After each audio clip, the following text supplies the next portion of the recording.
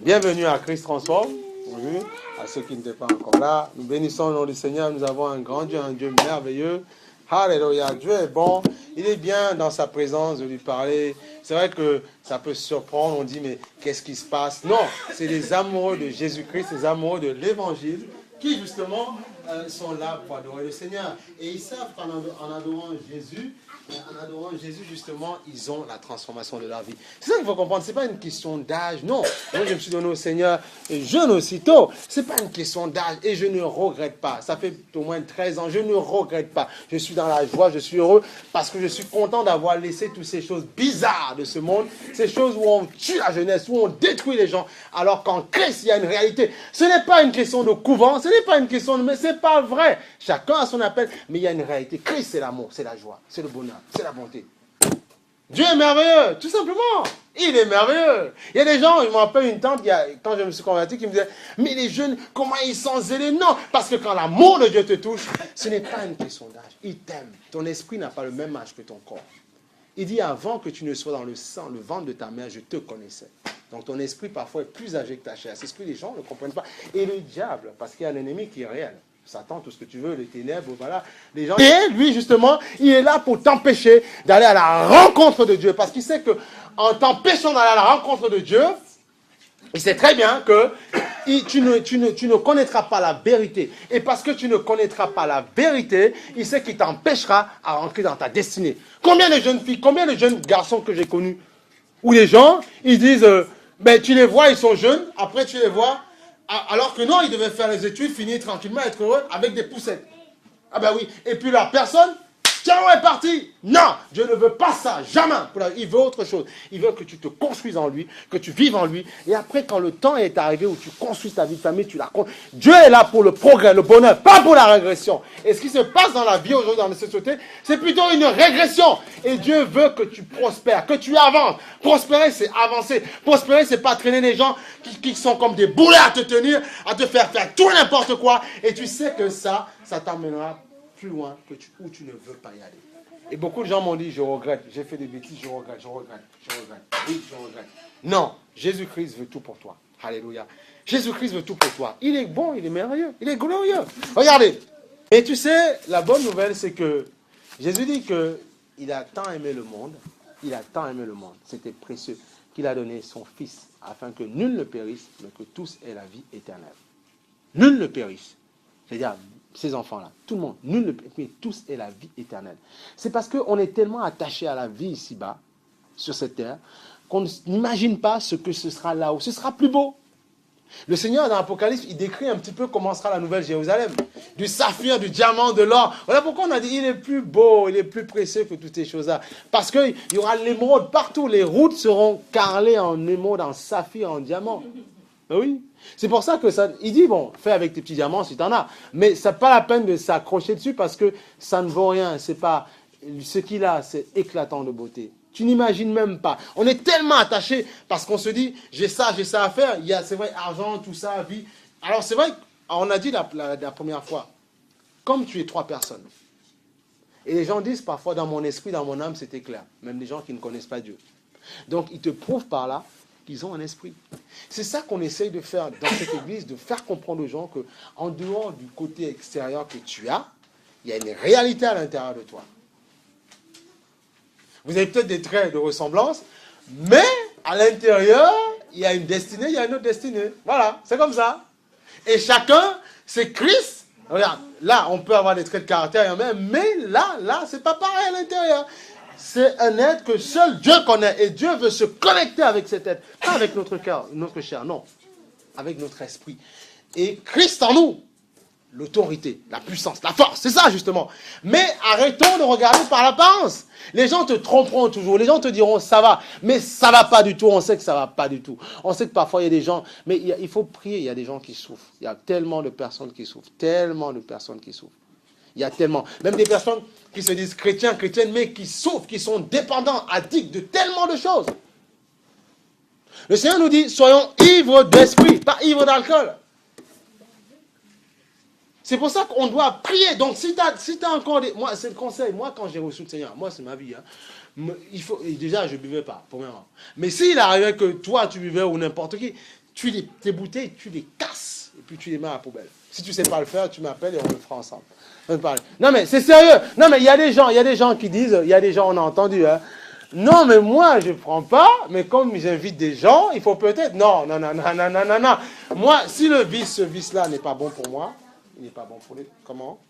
Ah, merci. S'il n'est pas bon pour moi, il n'est pas bon pour les autres. Non, mais c'est en sérieux. Tu es en train de... Tu ne veux pas te tuer, mais tu tues les autres. C'est comme des femmes qui sont enceintes. Elles disent, non, là, je ne veux pas que mon enfant, surtout qu'il ne fume pas. Mais il te voit en train de fumer. Donc, il y a un problème. Forcément, tu vas le pousser à ça. Tôt ou tard, il tombera dedans. Il faut vraiment que la grâce de Dieu soit sur lui et qu'il ne soit pas un fumeur plus tard. En fait, Dieu nous dit, notre corps lui appartient. Et il faut faire attention pour ne pas le détruire. Mais oui, il ne faut pas se dire, je suis chrétien, et puis dans ma vitrine, il y a tout ça à l'intérieur. Non, moi, je ne prends pas, mais c'est au concours. Non, moi, il y avait même des ans, quand je me suis donné au Seigneur, je disais, mais attends, mais on arrive chez toi, tu vas mixer quand même, tu vas mettre un petit peu de quand même. Je dis, non, il y a du jus, il y a du machin, l'eau gazeuse, si tu veux. Voilà, ça s'arrête là, il y a des choses comme ça, qui sont pas mal. Maintenant, si tu as envie de te saouler, quand tu sortiras de chez moi, tu iras faire tes trucs. Mais chez moi, c'est non, parce que voilà. Et même aujourd'hui, ceux qui ne croient pas en Dieu, ils l'ont compris. Abus d'alcool, ça tue. Fumer, ça tue. Mais c'est pas moi. Ils le mettent maintenant sur les paquets de cigarettes. Comme ça, tu ne diras pas, on ne m'a pas prévenu. Si, même Dieu nous aide. Tout est fait pour nous prévenir. Tout est marqué. C'est marqué. Comme ça, aujourd'hui, ils le font. Peut-être un petit caractère dans les publicités. Mais c'est noté.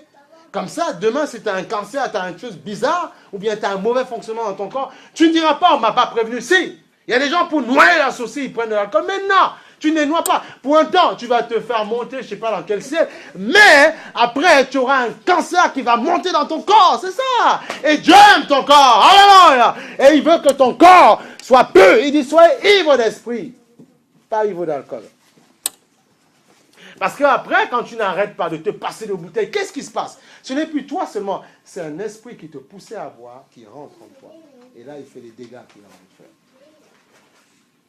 Il te communique une chose, après, ça devient une habitude, une envie, et puis après, un caractère. Tu ne peux pas t'empêcher de ne pas prendre une bouteille, de couper un chivas, ou de couper un rhum. Allez, on décachette et on boit. Et on est content. C'est comme quelqu'un qui m'avait dit, il passait un contrôle technique, mais c'est pour rigoler. Il disait, oui, mais lui, il ne boit pas, mais pour faire passer sa bagnole, contrôle technique vite fait, et il y avait le problème, mais il a donné au monsieur, il a dit, tenez, une bouteille. Et le monsieur, c'était amusement, soi-disant, il ne boit pas. Mais il s'est caché dans un coin, il a dit, t'inquiète pas, ça passera le contrôle technique. Ouais, on sait que c'est pas bon, mais on sait comment soudoyer avoir les gens. Donc, on pêche en même temps. Ah oui, il faut être sérieux. Si ça passe pas ton contrôle technique, ben sors de l'argent, et puis même ça coûte cher, et puis entretien, arrange les phares si c'est un problème d'allumage, et puis passe ton contrôle. Au moins tu as l'âme tranquille. Parce que si cette personne attrape une cirrhose de foie plus tard, après Dieu te dira, non mais tu te moques de lui, mais c'est à cause de toi. Tu vois, c'est ça, il faut comprendre, il faut être ça, il faut être sérieux. Ah non, oui, débrouillard, ça dépend. Comment on appelle ça? On dit parfois, non, c'est pas toujours la manière, non, il ne faut pas faire ça.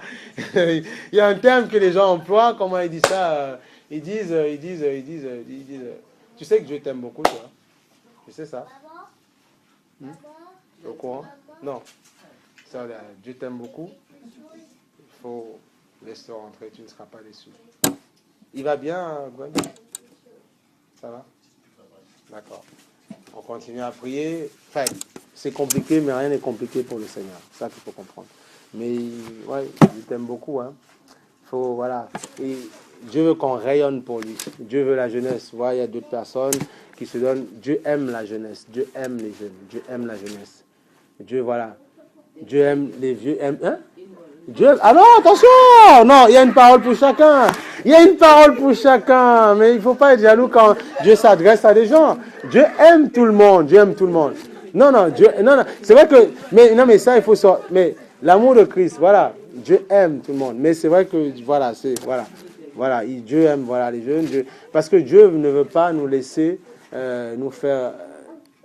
Dieu ne veut pas justement qu'on se perde, qu'on s'égare. Il y a tellement de belles, c'est vrai, entre guillemets, visuellement dans ce monde-là, mais derrière, il y a des choses laides en fait.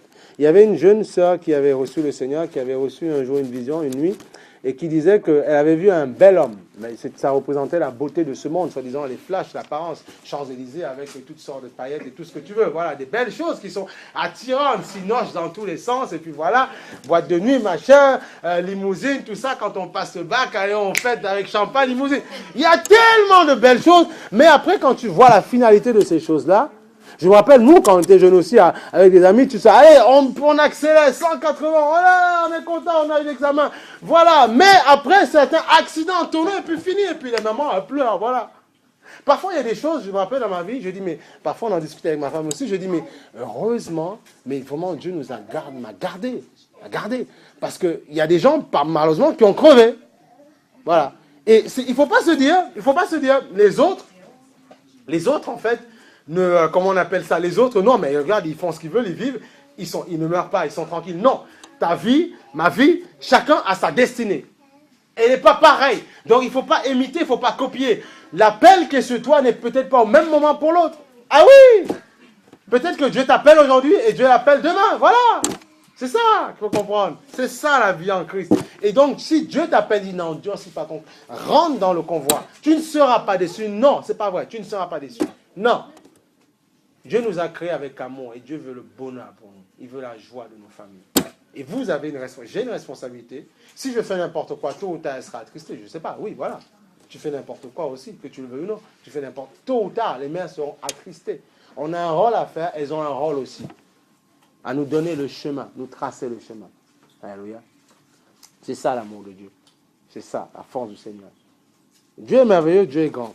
Alléluia. Dieu est grand. Rien n'est impossible en Christ. Rien n'est impossible en celui qui croit. On va prendre Matthieu 7, 24. Matthieu 7, 24. Matthieu 7, 24. C'est bien d'aimer le Seigneur, c'est bien. C'est bien que Dieu touche comme ça. Moi, ça me plaît, vous ne serez pas déçus. Honnêtement, je ne suis pas déçu, moi, non. Je ne suis pas déçu. Parfois, tu vois, quand je suis au travail, je me dis, mais Seigneur, communique aux gens, Seigneur, cet amour que tu donnes à ceux qui t'ont accepté. Parce que c'est tellement merveilleux, la vie intérieure. Tu vois, être à l'école, je ne sais pas, vous qui faites certaines de vos études, et puis en train de travailler, mais c'est sérieux, ça ne blague pas, tu es en train de travailler, même sur un examen, et puis la gloire descend. Et tes neurones sont ouverts. C'est merveilleux, ça. Moi, je l'expérimente tout le temps au travail. Même pour ceux qui sont, vous qui faites vos études, mais c'est ça qu'il faut comprendre. Et Dieu va tellement vous déculper l'intelligence. C'est pas une perte de temps. Honnêtement, c'est pas une perte de temps. Parfois au travail, j'ai une masse de boulot à faire, mais la gloire te remplit tellement. Il y a des gens qui vont dire, non, mais ils font, ouais, on va l'aider au ralenti, on va pas essayer. Non, Dieu est tellement puissant. Il touche d'autres personnes et qui viennent, qui t'aident. Oh, c'est merveilleux. Et après, les autres sont confus. Ils disent, ah bon? Mais au fond de toi, tu dis, non, on va le couler. Non, tu coules personne. Parce que ceux qui croient en Dieu, l'ange de l'Éternel campe autour d'eux. Il y a une réalité spirituelle. D'accord, nous sommes là, mais il y a un ange pour chaque église. Dans l'Apocalypse, il y a l'ange de Philadelphie, il y a l'ange pour Christ transforme, l'ange pour, je sais pas moi, l'église, je sais pas, la manne cachée ou ce que tu veux, la brèche au loup. Il y a une église, il y a un ange pour chaque assemblée qui est digne de ce nom, qui veut marcher dans la droiture du Seigneur. Après, si on fait n'importe quoi, l'ange, il s'en va. Et puis après, on plonge. Ah bah oui, c'est comme ça. Ils sont pas là, on n'est pas là. Merci. Il faut comprendre une chose, c'est à nous. Mais c'est merveilleux quand même. C'est bien, je vois la gloire du Seigneur sur vos visages, et c'est merveilleux. Il faut tenir sa main, ne lâchez pas. Peu importe ce qu'on vous propose en ce monde, il faut examiner ce qu'on vous propose avant. C'est pour ça, justement, le Saint-Esprit en nous, l'espoir de la gloire. Pourquoi? Nous éclairer. On nous dira, tiens, viens, on va là-bas. Mais Seigneur, avant, je t'interroge. C'est ça la prière, c'est parler à Dieu, communiquer avec Dieu. Seigneur, est-ce que je peux y aller ou je ne peux pas y aller? On me demande d'aller dans. Est-ce que je peux ou je ne peux pas aller? Non. Il faut comprendre ça. Et il n'y a que du bonheur. Parce que, comment voulez-vous, il y a parfois des jeunes, ou bien, bon, on dit qu'on a un petit peu, oui, on craint un peu Dieu, on a un petit peu d'amour de Dieu, d'accord. Mais comment tu veux toucher la vie des gens si, à chaque fois qu'ils t'appellent pour quelque chose, tu vas les voir? Il dit, mais non, mais attends, tu me dis croire en Dieu, mais tu fais un petit peu comme moi. Donc ton Dieu, à la rigueur, pas on s'en moque, mais ça ne m'intéresse pas. Puisque tu fais comme moi, tu ne me démontres pas qu'il y a une autre vie. Non, parfois je reste ferme dans mon témoignage. Pour faire quoi? Pour pousser les gens, leur faire comprendre que non, il y a une autre vie. La vie, c'est pas seulement ça. La vie, c'est pas seulement de dire, je suis avec telle personne, mais je vais voir ailleurs, je vais coucher. Non, c'est pas ça. Non, il y a autre chose. On peut être avec quelqu'un et jusqu'à la fin se marier avec et vivre heureux avec la personne. Pourquoi? Parce que notre cœur, on l'aura remis à Dieu, c'est tout. Mais comme justement, on ne nous demande pas comme ça, on se dit, mais non, il te fait un petit peu, il te regarde un peu bizarrement, tu laisses tomber, tu vas ailleurs. Et tu vas d'une fleur à une autre fleur. Et tu changes, voilà. Tu as un projet, par exemple, de te marier avec quelqu'un, mais parce qu'il y a une autre personne qui te fait les yeux doux, eh bien, tu as déjà changé de direction et tu vas ailleurs. Non! Il faut être sûr. Il faut savoir ce qu'on fait. C'est très sérieux. Parce que il faut comprendre, celui avec qui tu peux, demain, Dieu veut te mettre, c'est une créature de Dieu. Même si elle n'est pas aussi parfaite, c'est une créature. Tu dois l'aimer au même titre que Dieu l'aime. Tu dois le faire, c'est ça. Si tu ne veux pas la personne, c'est pas la peine de faire l'hypocrisie, c'est pas la peine de perdre ton temps avec la personne. Ah oui, il faut être clair. Avant d'aller faire n'importe quoi, c'est un lit. Non, il faut déjà être clair, il faut déjà s'aimer dans le cœur. Eh oui, c'est sérieux. C'est très, Dieu nous aime, Dieu aime notre corps. Et Dieu veut...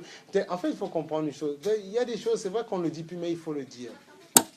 Dieu a créé l'homme et la femme. Dieu a créé ce qu'on appelle... En fait, comment vous dire ça? Comment vous le dire? Ce qui nous donne, ce qui nous permet, ce qui donne à l'homme et la femme, qui permet de s'unir, c'est pour le bonheur, l'équilibre d'un couple, c'est pour l'union sacrée d'un couple. Mais aujourd'hui, le monde a tellement galvaudé, a dégradé cette chose-là. Aujourd'hui, ça prend un autre sens. C'est tellement dégradé. Et c'est cette chose qui détruit l'être humain, qui nous détruit. Et après, on pleure. J'ai fait une bêtise, j'ai trompé, voilà. Mais alors que Dieu a créé ça pour le bonheur, l'équilibre familial. Et les jeunes, nous, le problème, parce que moi, je sais comment ça se passe, on nous fait croire que en usant dans n'importe quel sens, pas dans le sens que Dieu veut, dans le cadre de ce mariage ajustement, il dit, jeunes, mariez-vous, soyez féconds, et puis aimez-vous, et puis voilà. On veut nous faire croire qu'il y a le bonheur, de la joie. Non, il y a des gens qui, après, ça a détruit leur vie, ça les a déconstruits complètement. Après, quand ils sont avec quelqu'un, ils ont tellement tout vu, qu'ils disent, ils n'ont pas envie de se donner complètement à l'autre personne. Mais non, qu'est-ce que tu vas m'apprendre? Tu vas rien m'apprendre. Alors qu'on n'a pas compris qu'une unité, ça peut être une amitié ou n'importe quoi. Avant d'être physique, elle est d'abord spirituelle. D'abord. Parce que je vous l'ai dit plusieurs fois et je vous le dirai. Je suis un esprit, j'ai une âme et je vis dans une tente. Ma tante, elle est noire, elle est blanche, elle est tout ce que tu veux, elle est chabine, elle est métisse, elle est ce qu'elle veut, ma tante. Mais avant, je suis esprit. Et Dieu est esprit. Vous connaissez ce passage, non? Non, personne. Dieu est esprit. Vous connaissez? Si, Dieu est esprit et il cherche les vrais adorateurs en esprit, en vérité. Sa nature est spirituelle d'abord. Et tu as un esprit en toi. Écoutez, c'est le côté extérieur qui fait que quoi? On se dit, je suis noir, je suis blanc. Ben, il est différent de moi. On devient raciste, mais je suis noir comme blanc. Il y a des noirs racistes, il y a des blancs racistes, ça c'est tout, il faut arrêter. Parce que c'est une histoire d'esprit. C'est spirituel, c'est ça qu'il faut comprendre. Et pourtant, Dieu a créé la diversité parce qu'il aime ça. Voilà, c'est tout. Dieu aime ça. Eh oui. Dieu aime ceux qui aiment le camembert, Dieu aime ceux qui aiment le dombré, je ne sais pas où le... Mais oui, en certains pays, le bongo chobi, excusez-moi. Mais ce sont des réalités. Certains, c'est le tchèp, je ne sais pas quoi, au Sénégal. Mais Dieu a créé tout ça. Voilà. Le cassave, le manioc, tout ça, Dieu a créé. Dieu aime ça. Oui, le foufou, le couscous, si tu veux. Dieu a créé ça. Il aime Marrakech, il aime Paris, il aime Guadeloupe, il aime Martinique, il aime tout ça. Donc, il faut arrêter. Il aime la Bretagne, il aime la Corse, il aime tout ce que tu veux. Parce que c'est sa création. Voilà. C'est pour ça que je l'aime. Et il veut que l'homme arrive à jouir de ces choses, mais en lui. Parce que si tu le fais en dehors de lui, il y a un adversaire qui l'a chuté, qui s'appelle le diable, et qui va te pousser à mal apprécier ces choses-là. Ben oui! Et une fois que tu as accepté le Seigneur, tu apprends à aimer tout le monde. Il n'y a plus de problème. Tu donnes gloire au Seigneur. Alléluia! Alléluia! Gloire à Jésus. Tu donnes gloire à Jésus, tu dis Seigneur. Et après, il se dit, quel que soit le coloris que tu es, je t'utiliserai pour ma gloire. Voilà. Ça peut être au niveau, je ne sais pas, de tes études. Démontrer aux gens que voilà, Hey, comprenez une chose. Moi, j'ai toujours dit une chose. L'endroit où vous êtes, il faut comprendre que Dieu vous a placé, quel que soit, ça peut être à l'école, dans ton travail, pour être une lumière, parce que nous sommes le sel de la terre. Être une lumière pour éclairer les autres personnes. La Bible dit quoi? Soyez transformés par le renouvellement de la pensée. Et sachez discerner ce qui est bon et agréable pour Dieu. Dans Romains. Ah oui. Renouvelez. C'est pas parce qu'on nous fait croire que la vie c'est comme ça qu'on est obligé de la suivre. Sachant que Dieu a dit, le monde passera, ma parole ne passera pas. C'est ça qu'il faut comprendre. C'est simple. Oh, préserve-toi pour le Seigneur. Et tu verras, ce sera merveilleux. Ce sera merveilleux. Dieu est merveilleux. Il ne faut pas. Dieu est merveilleux. Écoutez, Matthieu, qui est dans la joie? Tout le monde est dans la joie? Gloire au Seigneur, c'est bien. Ça va, la foi, ça commence à prendre, ça commence à pousser. Gloire au Seigneur. C'est bien, gloire à Dieu. Mais bien sûr, c'est bien de voir. Il faut s'appuyer sur le Seigneur. Matthieu, il faut s'appuyer. Matthieu 7, 24. Mais ça va être pas mal tout ça. Moi, je bénis le Seigneur pour son amour, pour votre présence. Je vous aime de la part du Seigneur. Voilà. Mais c'est vrai que moi, je ne suis pas parfait non plus. Dieu il me parle en même temps. Et je reconnais que je ne vaux rien, je ne suis rien. Il n'y a que lui qui peut me fortifier. Voilà, il n'y a que lui. Il n'y a que lui qui peut me rendre sincère. En fait, dans la vie, avec le temps, j'ai compris ça, c'est que, d'accord, pour les yeux physiques, c'est compliqué. Pour ce qu'on voit. On dit, mais comment ça va se décanter? Comment cette solution? Oui, effectivement, parce que c'est les yeux charnels. Mais la foi, la définition de la foi, dans Éphésiens 1, c'est la foi est une ferme espérance des choses qu'on espère. Une démonstration des choses qu'on ne voit pas. C'est ça la foi. La foi. Une ferme assurance. Qu'est-ce que tu espères dans ta vie? Je ne sais pas. Qu'est-ce que tu espères? Qu'est-ce que tu espères? Non mais, pose-toi la question. Qu'est-ce que tu veux? Quoi? Réussir un examen? Qu'est-ce que tu veux? Avoir avoir une vision pour ton métier? Qu'est-ce que tu veux? Ah ben si c'est ça, mais si c'est, non mais, elle a le droit, Si c'est ton désir, non mais elle a encore le droit. Le Seigneur lui dit, puisque quand quelqu'un est mort, on n'est plus lié. On a le droit de se remarier. Donc c'est son droit. Moi je lui ai toujours dit, pourtant c'est ma mère, je lui ai toujours dit, écoute, tu fais comme tu veux. Par contre, que ce soit quelqu'un en Christ, simplement. Voilà. Et quelqu'un qui n'est pas allé, qui ne s'est pas remarié avec une autre personne pour qu'on ne soit pas dans l'adultère. Voilà. C'est juste ça qu'on dit. Puisqu'il faut que. Alors, ici, on essaie d'avoir des valeurs. On essaie de transmettre. Les gens ont le droit. Bah oui, c'est pas un problème. Sarah a eu son enfant, elle était déjà âgée, tout ça. Voilà. Maintenant, bon, faut être sage dans l'époque dans laquelle on vit. Bon, après, il faut se dire aussi, je me lance dedans, est-ce que j'ai la force, les moyens nécessaires pour pouvoir m'engager? Voilà. Parce que, comme on a dit, un mariage, c'est un effort mutuel de chaque personne. Voilà. On dit ça en rigolant, en souriant, mais c'est très sérieux. Ah ben oui. Oui, non mais attendez, nous on s'aime, mais parfois j'apprends à la comprendre, elle apprend à me comprendre. Et parfois au début, ça pouvait être, on apprend au départ, ça peut ricocher un peu parce qu'il faut que chacun trouve ses marches. C'est normal ça, ses périmètres. Elle a été élevée de sa manière, j'ai été élevé de ma manière. Après on a rencontré le Seigneur. Et après il faut croiser les deux. Et forcément, chacun vient avec sa mentalité. Et il faut qu'il n'y en ait qu'une seule qui domine, ce soit celle-là. Et il faut accepter de se façonner par le Seigneur. Sinon, ça casse. Je connais des chrétiens, malheureusement, qui sont mariés, ça a cassé au bout de quelques mois.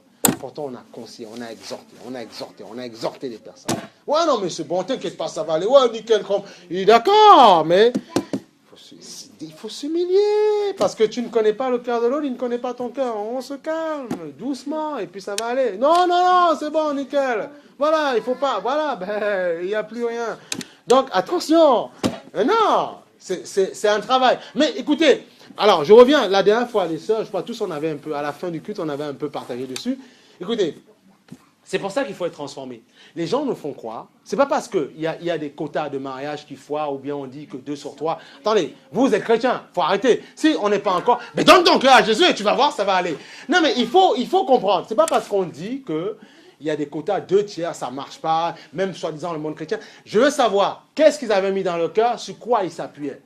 Donc écoutez, les mauvaises compagnies corrompent les bonnes mœurs. Ça c'est clair, c'est un proverbe qui dit ça.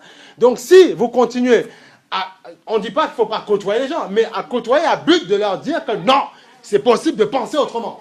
C'est pas parce que... Il faut poser la question. Si vous mettez 2 personnes qui se sont séparées, en leur disant, soyez honnêtes, discutons vraiment, qu'est-ce qui a causé ça? S'ils sont sincères, vous allez comprendre les failles. Vous allez dire, ah bon, ben, je comprends. Je comprends pourquoi ça n'a pas marché. Donc voilà, c'est tout. Donc il ne faut pas écouter les gens qui disent que ça ne marche pas. Non, j'ai envie d'écouter ceux qui disent que ça marche. C'est tout. Voilà. Si je ne croyais pas que la parole de Dieu était vraie, jamais on allait dire, mon épouse et moi, on va faire un ministère pour la gloire. Jamais, on allait dire, on est fou, on ne peut pas s'engager. Voilà. Putain, le frère, il me connaît, ça fait longtemps. Non, jamais. Et ils connaissent ma vie chrétienne. Jamais on aurait pris le risque de... Jamais, on n'est pas fou quand même. On n'est pas fou, quand même, il y a des démons, ils peuvent nous caloter.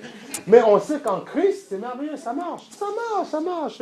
C'est l'humilité. Et puis la gloire te remplit simplement. Ah non, on n'aurait pas... Et quand on voit des gens dire oui à Jésus, pleurer pour le Seigneur, on est content. C'est pour ça qu'on dit, c'est le sceau du ministère, on avance.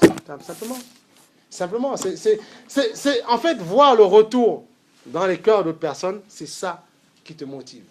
Tu dis, tu ne lâcheras pas, jamais. Parce que tu sais que Dieu est vrai. C'est tout. Voilà.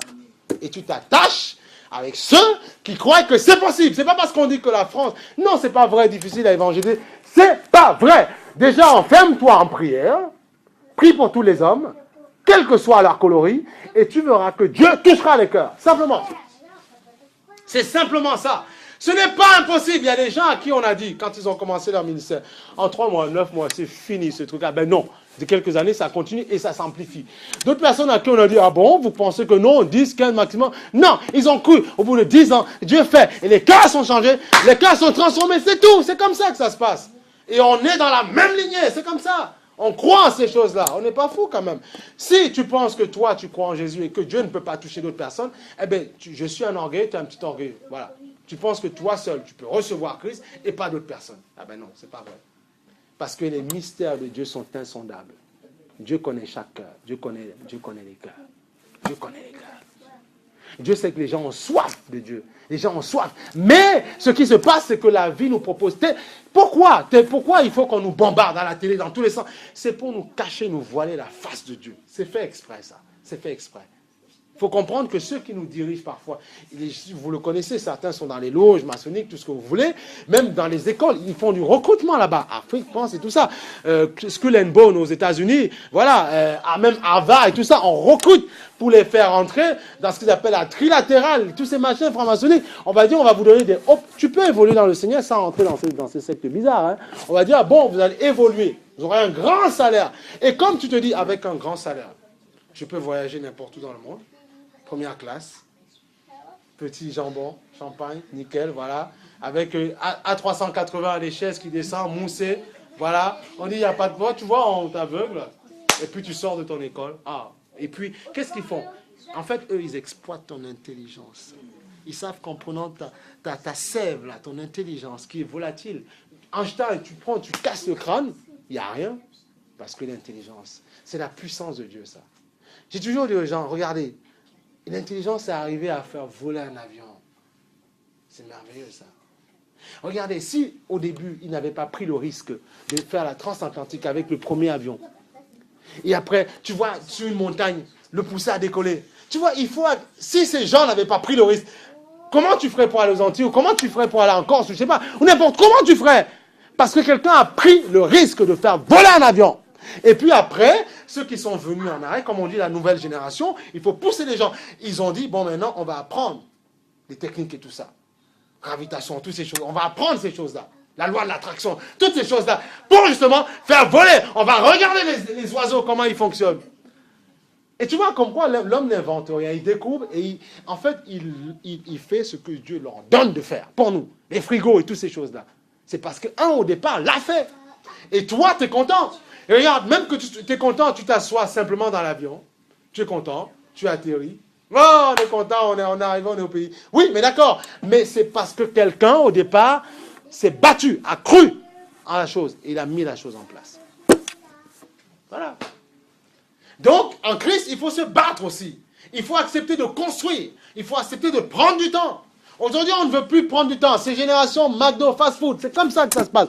C'est vite fait, bien fait. On n'a pas envie de prendre du temps. Ça ne nous intéresse pas. Vite fait, bien fait. Donne-moi la chose. Et fini, basta. On y va, on continue. Voilà. C'est ça qu'on veut aujourd'hui. C'est comme ça. On mange en 5 minutes. Après, on a des maladies bizarres qui se passent. Parfois, ça m'arrive aussi parce qu'il y a trop de travail. Mais bon, tu essaies de dire, Seigneur, béni, tu prends le temps de bien marcher. Voilà, mais on vit dans cette génération. C'est terrible, quoi. On te donne 1 heure de pause, mais tu sais que non, pas 1 heure. Non, j'ai trop de travail. Il faut que je finisse. Voilà. Donc, tu prends 5, 10 minutes, vite fait. Il y a des gens parfois sur leur bureau. Ouais, en même temps, tu sais. Voilà. Parce qu'on est dans une société où on veut le maximum de progrès. Tu auras moins de pauses possibles. Mais c'est comme ça. Tu sortiras. Écoutez, vous sortirez d'une belle école. On va vous banquer de l'argent comme il faudra. Mais il va falloir donner au maximum. On va, vos temps de pause, on va les gérer au maximum. On va maximiser le temps pour vous, pour que vous soyez productifs au maximum. Voilà. C'est Toyota qui a inventé ce système-là. Et puis, maintenant, tout le monde le fait dans le monde. Voilà, on va aller, comment rendre les hommes productifs au maximum. Voilà. Il faut toujours t'occuper. On t'occupe tout le temps. Tout le temps. Comme ça, tu produis. En fait, sans le savoir, tu es un esclave. C'est le nouvel esclavage. Et ça touche tout le monde. C'est le nouvel esclavage. C'est comme ça. Et tout le monde est dedans. Tu n'es qu'un numéro, en fait, selon eux. Mais en Christ, ta vie est cachée. C'est pour ça qu'il faut aimer le Seigneur. Si ta vie est cachée en Christ, rien ne peut t'atteindre. Le Seigneur dit, travaille comme si tu travaillais pour lui, en fait. Pour le patron, comme tu faisais pour lui. Va à l'école comme si tu faisais pour le Seigneur. Et il va déculper tes neurones. Et il te placera dans des positions stratégiques. Pas pour t'enorgueillir. Pas pour montrer aux gens que tu as non. Parce que tu sais que tu as une mission. Simplement. Une mission, c'est quoi? D'éclairer les autres. Leur dire non, on peut faire autrement. C'est pour ça que Dieu parfois peut élever ses enfants. Oui, effectivement. Vous mettre dans des positions stratégiques. Pourquoi? Dans le sens où, mais ce n'est pas pour s'enorgueillir, mais dans le sens où vous allez éclairer d'autres personnes. On a une mission. Il faut comprendre ça. Eh oui. C'est ça l'évangile. C'est une bonne chose. Regarde. Matthieu 7, 24. Que dit le Seigneur? Jésus est merveilleux quand même. Il est bon, il est bon et doux. Il est bon et doux de s'accrocher sur le Seigneur. Il est bon. C'est pourquoi quiconque entend ces paroles que je dis et les met en pratique sera semblable à un homme prudent qui a bâti sa maison sur le roc. Oui, voilà, tu vois. Voilà, et continue. La pluie est tombée. Oui. Les torrents sont venus. Oui. Les vents ont soufflé et se sont jetés contre cette maison. Voilà. Elle n'est point tombée. Tout à fait. Elle a été fondée sur le roc. Voilà, ensuite. Mais quiconque entend ces paroles que je dis et ne les met pas en pratique sera semblable à un homme insensé qui a bâti sa maison sur le sable. La pluie est tombée, les torrents sont venus, les vents ont soufflé et ont battu cette maison. Elle est tombée et sa ruine a été grande. Voilà, cassé parce qu'il n'avait pas bâti en Christ. Parce qu'il n'avait pas construit dans le Seigneur. Parce qu'il ne s'était pas appuyé sur Christ pour construire, pour bâtir sa vie. Et combien de personnes ont raté leur destinée, raté leur vie comme ça? Attendez, mais la bonne nouvelle, c'est que tout est possible.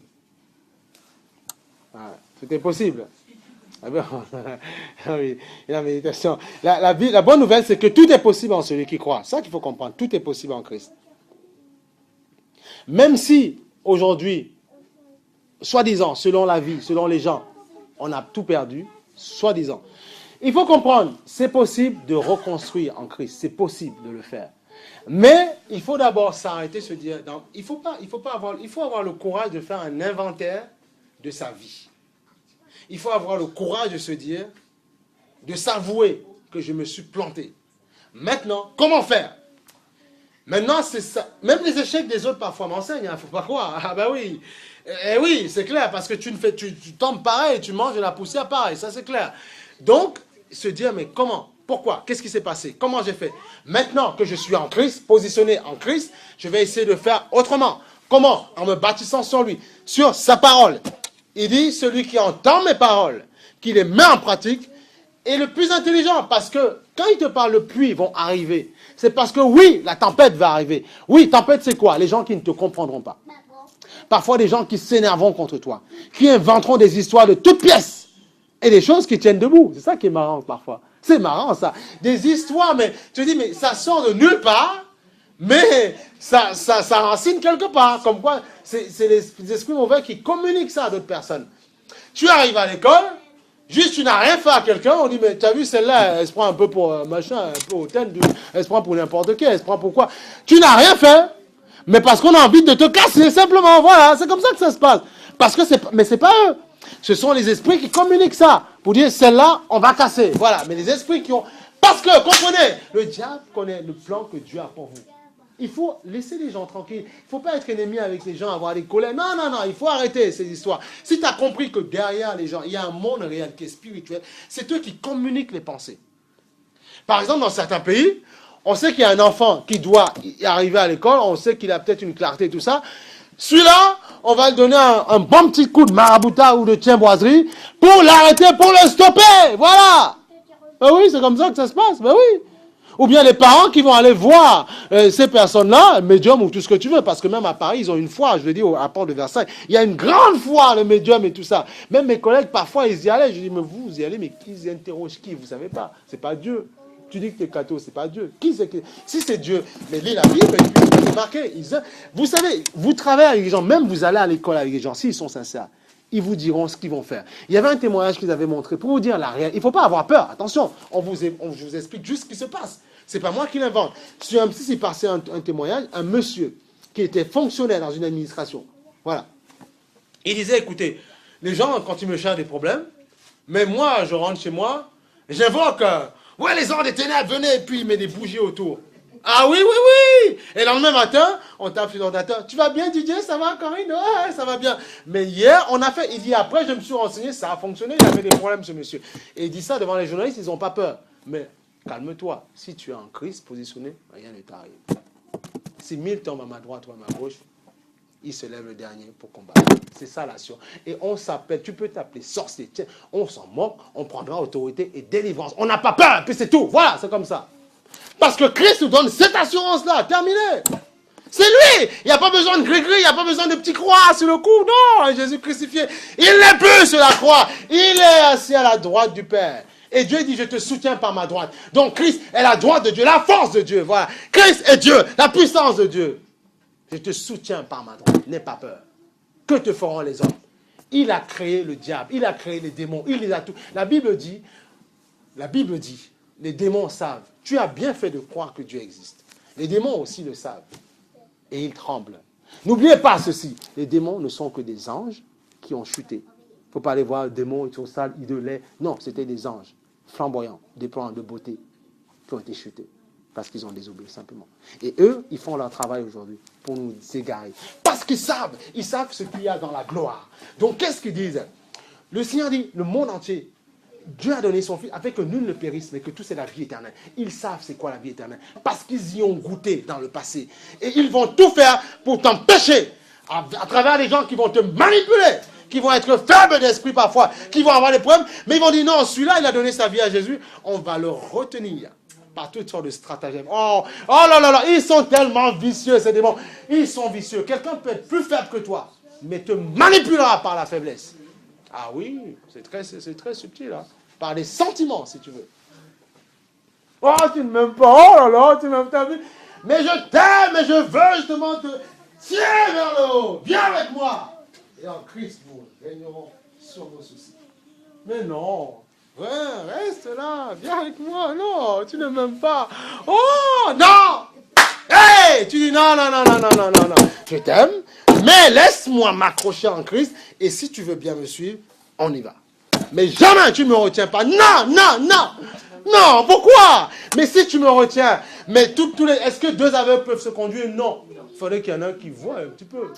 Même si il a 5, je ne sais pas, des deux côtés, mais au moins qu'il puisse voir. Et après, en Christ, c'est 10-10, tu vois. C'est merveilleux, le Seigneur. Non, mais c'est ça qu'il faut comprendre. Il faut s'accrocher. Ce n'est pas de la religion. Moi, je sais comment. Je ne peux donner que ce que j'ai. Si c'était une question de catholicisme, de religion, de soutane, il y a longtemps, ça me fatigue. Je n'ai pas envie de religion. Ça ne m'intéresse pas. Je n'ai pas envie. Non, non, non. On n'a pas envie d'avoir un truc là, un chapeau. Non, on n'a pas envie. Ça ne nous intéresse pas. Non, non, non. C'est communiquer la vie aux gens. Voilà. Ton rôle, c'est tirer les gens vers le haut. Tirer tes parents vers... Je connais des jeunes qui se sont donnés au Seigneur. Toute la famille s'est convertie après. Ou bien des parents qui disaient que c'était chrétien, mais pas vraiment. L'enfant a saisi le flambeau. Les parents l'ont suivi. Aujourd'hui, ils sont contents, ils donnent gloire à Dieu. Ben oui. Ça prend du temps, mais il faut persévérer, il faut insister. Il y en a plein, il y a plein des enfants. Même des gens qui venaient à l'église avec leur nièce. Et après, les parents étaient touchés. C'est possible. C'est que vous devez croire en la puissance de Jésus-Christ. Vous devez croire en cette réalité-là. Vous devez croire. Il faut que Dieu déculpe vos yeux.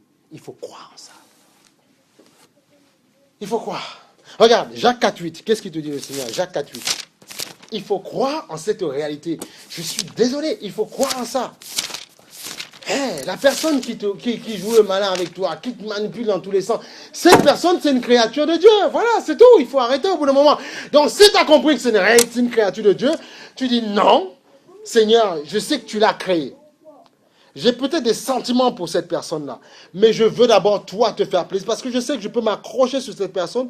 Si un jour cette personne meurt, j'aurai perdu mon trésor. Parce que la Bible dit, là où est ton cœur, là aussi sera ton trésor. Ah, vous ne connaissez pas? Bon, on ira. Ouais. Eh oui, là où est ton cœur, là sera ton trésor. Et là où est ton trésor, c'est là où ta chute peut t'entraîner. C'est très facile, ton trésor. Puisque tout se passe dans le trésor, le jardin secret. Jacques 4,8, qu'est-ce qu'il dit le Seigneur? Il faut aimer la Bible. La Bible, c'est pas un truc de chevet. Je suis désolé. C'est la puissance, c'est l'éclairage de ta vie. C'est l'éclairage de ta vie. Alléluia. Voilà, c'est bien. Tu es aidé pour la lecture. Ouais. Jacques 4,8. Voilà. Vas-y. Sentez votre misère, soyez dans le deuil et dans les larmes. Que votre rire ne soit pas en deuil, Voilà. et votre joie en tristesse. Amen. Donc, Humiliez-vous devant le Seigneur et il vous élèvera. Amen. Merci. Tu vois, donc, approchez-vous de Dieu. Les gens vont dire, mais comment on fait pour croire en Dieu? Comment? Non, mais approche-toi de Dieu. Comment? En entendant sa parole. La Bible dit que la foi, si tu veux la foi de Dieu, la foi vient de ce qu'on entend. Attendez, il faut qu'on aille dans les... On va aller, parce qu'on veut avoir des bases solides. Il faut comprendre qu'il y a toutes les... Alors, Hébreux 1:11. On va dire, avant de revenir sur ça. Parce qu'il faut qu'on comprenne. Honnêtement, je voudrais que vous sortiez d'ici, que vous ayez un maximum d'informations et comprendre que la Bible... Moi, je ne m'appuie que sur ça. Je n'ai pas d'autre espérance. Honnêtement, non. Je n'en ai pas d'autre. Je n'en ai pas d'autre, quoi. Je n'en ai pas d'autre, quoi. On l'a déjà lu, mais je vous assure que hier, on en parlait avec Sandra. Quand je relis, ça me fortifie. Hébreux 11, ça me remplit, ça me donne de prendre de l'assurance, parce que ces mêmes paroles me remplissent, me fortifient. Si tu peux lire, s'il te plaît. 11, pardon. Hébreux 11. Or, la foi est une ferme assurance des choses qu'on espère, une démonstration de celles qu'on ne voit pas.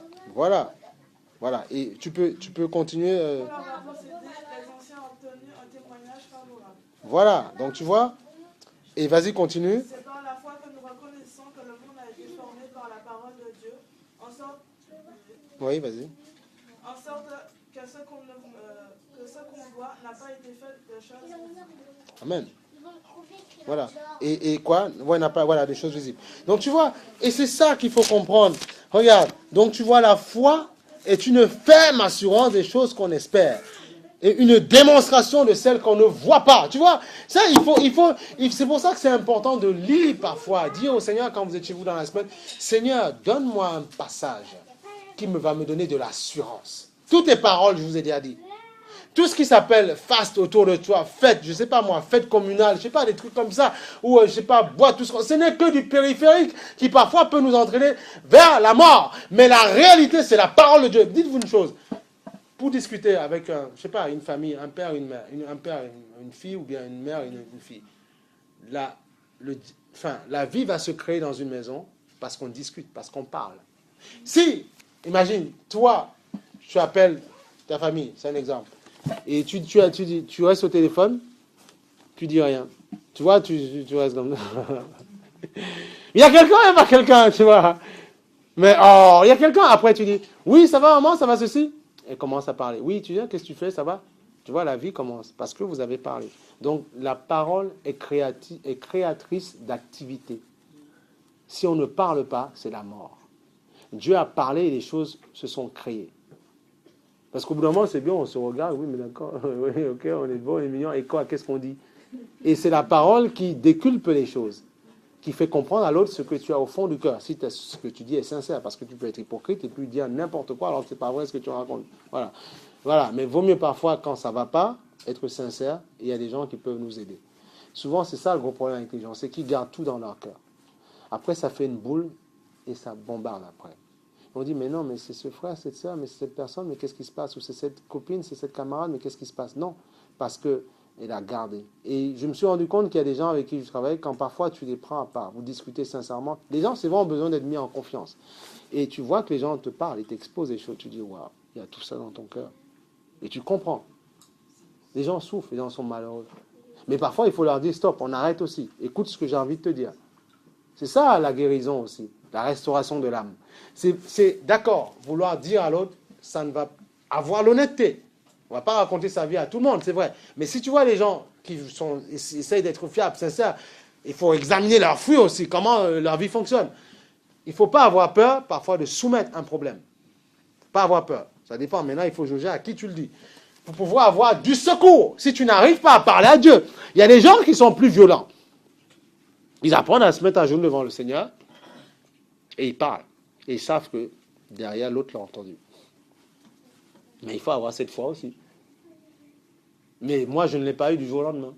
Ça s'est construit. Il y a d'autres personnes, et ils ont besoin d'un canal. Et après, ces personnes, ce n'est pas à but de tirer ces personnes vers eux. Non, de les introduire dans la présence de Dieu. Parce qu'ils savent que dans la présence de Dieu, ils auront la solution. C'est pour ça qu'on prêche l'évangile. Pour t'introduire dans une réalité spirituelle et te confier à Jésus, te dire là maintenant, tu verras, il t'aimera, il va te chérir. Approchez-vous de lui et il s'approchera. Regarde, la foi est une ferme assurance. Quelqu'un te dit, tu n'y arriveras pas dans ta vie, tu n'y arriveras pas. Si, j'y arriverai. Pourquoi? Parce que je vis avec celui qui a tout créé. Et forcément, il a un espace pour moi. Il a un couloir pour moi. Nous sommes peut-être 7 milliards, peut-être même plus de personnes sur la terre, mais Dieu, c'est fou, il a un projet pour chaque personne. C'est grandiose. Alors à toi de voir plus loin, ne pas te dire que ma vie se cantonne juste à ma petite famille. On m'a mis au monde, c'est là mon petit cocon, d'accord. Mais Dieu doit partir d'un départ pour t'introduire dans la vie réelle. Mais il faut comprendre que il veut après, tu se sépareras peut-être de papa et maman, et puis tu fonderas ta vie. Et après, tu ouvriras d'autres horizons. C'est ça.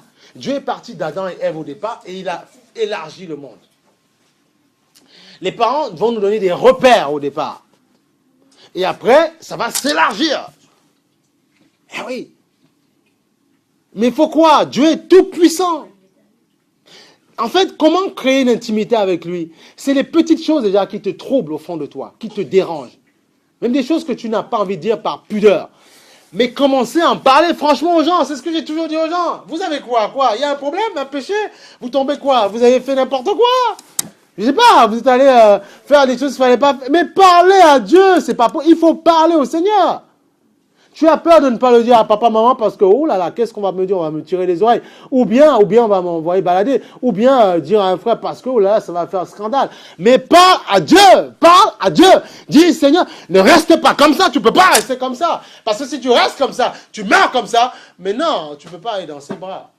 Dieu a tout fait pour qu'on aille dans ses bras. Dieu a tant aimé le monde. Donc ne sois pas éloigné de Dieu. Il a tant aimé le monde afin que qu'il a donné son Fils unique. His only begotten son, comme ils disent en anglais, pour que nul ne périsse, mais que tous, et mis pour tous les hommes, peu importe leur culture, aient la vie éternelle. Tous aient la vie éternelle. Tous. Regarde, 1 Jean 1:9, il est merveilleux le Seigneur. 1 Jean 1:9. Ouais. Il est tellement 1 Jean, chapitre 1, verset 9. Il est tellement merveilleux le Seigneur. C'est qu'il ne faut pas lire comme des auditeurs oublieux, j'ai lu, j'ai vu comment c'est marqué et maintenant ciao bye bye. Non, tu dois lire et méditer. La force d'Abraham, comme on dit, c'était qu'il méditait sur tout ce que le Seigneur lui disait. Il méditait sur la parole de Dieu. Qu'est-ce que Dieu veut me dire? Quel est son secret? Quel est son enseignement? Qu'est-ce qu'il veut me dire le Seigneur? Qu'est-ce qu'il veut me dire? Qu'est-ce qu'il veut me dire? Qu'est-ce qu'il a pour moi? Quel est son conseil? Qu'est-ce qu'il attend de moi? D'accord, tu es Dieu, d'accord, tu m'as créé, les gens parlent de toi, mais tu es qui? Je ne te connais pas.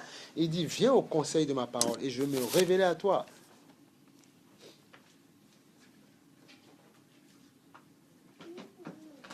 Regarde, alors on va même aller sur le, on va même aller sur le 7. 1 Jean 1, 7. Mais si nous marchons dans la lumière, tout comme Dieu lui-même est dans la lumière, nous sommes en communion les uns avec les autres. Et le sang de Jésus, Christ, nous purifie de tout péché. Si nous disons que nous n'avons pas de péché, nous nous trompons nous-mêmes. Tu vois, c'est pas moi qui raconte des blagues, c'est ce qu'il lui-même dit. Nous nous trompons nous-mêmes. Et qu'est-ce qu'il dit plus loin? Si nous, voilà, tu vois, il dit, mais si nous marchons, voilà, si nous disons que nous n'avons pas de péché, nous nous trompons nous-mêmes. Et la vérité n'est pas en nous. La vérité, comme on a dit tout à l'heure, c'est l'examen de conscience. Reconnaître, faire l'inventaire, la gestion du stock de son cœur. Qu'est-ce qu'il y a dedans? Il dit, si nous n'avons pas de péché, nous nous trompons nous-mêmes et la vérité n'est pas en nous. Si nous reconnaissons nos péchés, il est fidèle et juste pour nous les pardonner. C'est pour ça que je dis, ne reste pas éloigné. Mais qu'est-ce que ça veut dire? Et pour nous purifier de tout mal. Si nous disons que nous n'avons pas de péché, nous faisons de Dieu un menteur et sa parole n'est pas en nous. Parce que là, comment? Parce que là, vous n'avez pas trouvé? Parce que la Bible dit, la Bible dit que,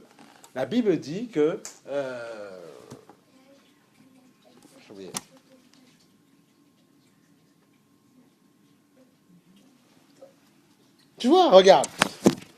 Et on va prendre maintenant Matthieu 6, 14. Matthieu 6, 14. Il faut comprendre qu'il y a des clés dans la parole de Dieu. Il y a des clés, il y a des solutions dans la parole de Dieu. C'est il va falloir vouloir les saisir. Ne te dis pas, oui, on m'a fait trop souffrir, Ça, il faut arrêter avec tout ça. On m'a fait souffrir, je ne peux pas. Dieu te rend capable de le faire. Donc tu peux. Regarde. Matthieu 6, 14. Matthieu 6, 14. Si vous pardonnez aux hommes leurs offenses, votre Père Céleste vous pardonnera aussi. Voilà. Mais si vous ne pardonnez pas aux hommes, votre Père ne vous pardonnera pas non plus vos offenses. Voilà. Il ne vous pardonnera pas, tu vois. Si vous pardonnez aux hommes leurs fautes, votre Père Céleste vous pardonnera aussi.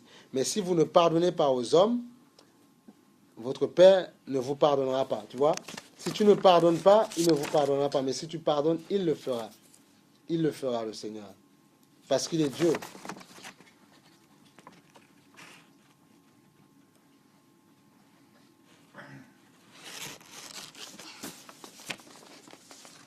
Parce qu'il est Dieu, le Seigneur. On va prendre aussi... On va prendre Matthieu 5, 43. C'est pour vous dire, il faut comprendre, parce que même dans le manque de pardon, il y a une clé derrière. Et le pardon est une puissance qui délivre. Et tout ça, ça revient à bâtir en Christ. Bâtir. Tu aimeras ton prochain et tu haïras ton ennemi. Ouais, ça c'était la loi. Alors la loi du talion. C'était avant les Israélites, c'est quand tu rendais le coup qu'on t'avait fait. Ça c'était la loi avant, la loi mosaïque. Maintenant, si tu continues, qu'est-ce qui est marqué? Mais moi, je vous dis, voilà. Aimez vos ennemis. C'est la nouvelle. Bénissez ceux qui vous maudissent. Faites du bien à ceux qui vous haïssent. Voilà. Priez pour ceux qui vous maltraitent et qui vous persécutent, afin que vous soyez fils de votre Père qui est dans les cieux. Car il fait lever son soleil sur les méchants et sur les bons. Tu vois? Il fait pleuvoir sur les justes et sur les injustes. Voilà, tu vois? Ça, c'est l'amour de Dieu. Mais oui. Priez pour vos ennemis, bénissez-les, parce que c'est ce que... Écoutez, posez-vous la question, le diable qui orchestre toutes ces choses-là, pourquoi Dieu ne l'a pas encore détruit? C'est l'amour de Dieu. C'est là qu'on comprend l'amour de Dieu. Parce que Dieu lui donne une occasion de se repentir. Mais Dieu sait bien qu'il ne se repentira pas. Et ensuite viendra sa fin.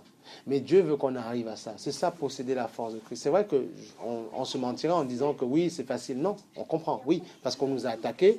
Nous, comme on est, premièrement, on voit tout ce qui est visuel. On dit, c'est cette personne qui l'a fait. C'est tout. Et tu te fiches sur cette personne. Et tu es rancunière sur cette personne. Cette personne a beau sortir de ton espace vie. Et faire partie de ton passé. Mais les choses, tu les portes en toi. Et ce qui est marrant, c'est que ces choses-là, 6 ans après, ça peut remonter là et faire des dégâts dans ton âme. C'est fou, hein? Tout est pensé. Tout est dans la pensée. Et Dieu veut que tu domines, que tu contrôles à ce niveau. C'est là qu'il veut que tu contrôles. Tu veux la clé, c'est ça? Pour entrer. Il n'y en a pas? Bon, mais il n'y en a pas. Il faut. Ah, c'est eux qui t'ont ouvert? Ah, d'accord, ils n'avaient pas. Ok, c'est pas grave. Bon, et donc, Dieu veut que tu domines. Et c'est là que tu dois dominer. Parce que là se trouve ton trésor. Et si tu domines à ce niveau-là, tu sauras contrôler ce que les gens te disent. Certes, tu ne peux pas gérer si tout à l'heure, peut-être que quelqu'un ira t'agresser verbalement, dans le bus ou je ne sais pas, n'importe quoi. Rangez bien votre pied, qu'est-ce qui se passe? C'est quoi votre problème, quoi? Voilà. Pourquoi vous me touchez? Voilà. Et peut-être que tu ne vas pas contrôler ça. Mais tu peux contrôler la réception dans ton cœur. Et comment, et ce que tu donnes après. Et Dieu veut que tu donnes de l'amour. C'est là que ta force se trouve. C'est là que ça se trouve.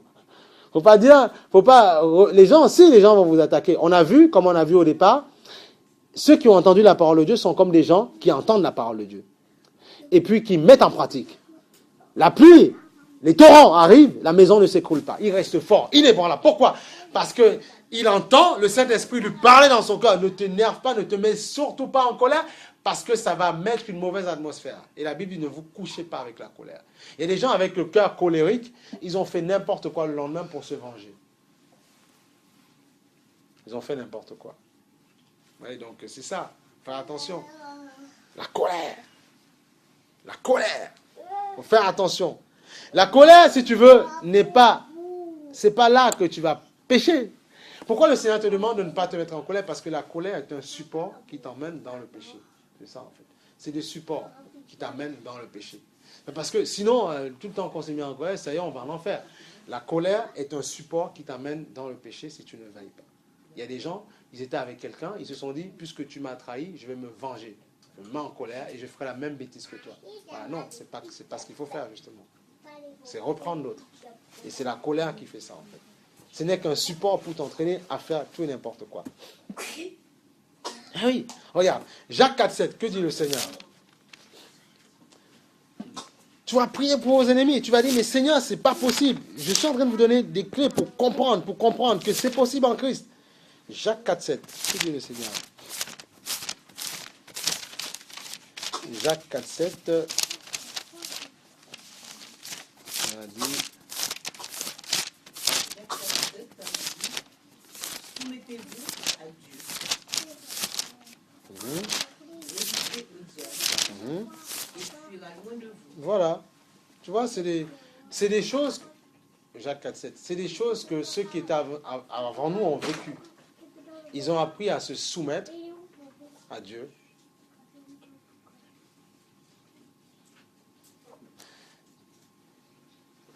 Ils ont appris à se soumettre à Dieu. Et ils ont appris à s'humilier. Et Dieu, en fait, les a, en fait, bénis. Soumettez-vous donc à Dieu, mais résistez au diable et il fuira loin de vous. Approchez-vous de Dieu et il s'approchera de vous. Voilà. Donc tu vois, soumettez-vous à Dieu, mais résistez au diable et il fuira loin de vous. Et on a vu la semaine dernière, le diable rôde comme un lion rugissant, cherchant qui dévorer. Mais ce qui complète ce qu'on a vu la semaine dernière, c'est si tu te soumets à Dieu. Ça va, tout le monde va bien? Si tu te soumets à Dieu, tu résistes, le diable s'enfuit. C'est le secret.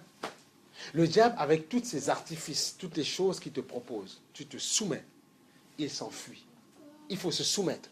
Soumettez-vous. Quoi? Prie, loue, chante. comme on a fait ce matin. Il ne faut pas avoir honte de le faire. Même chez toi, te mettre à genoux, je ne sais pas. Il ne faut pas avoir honte de le faire. Parce qu'il est Dieu, il est grand.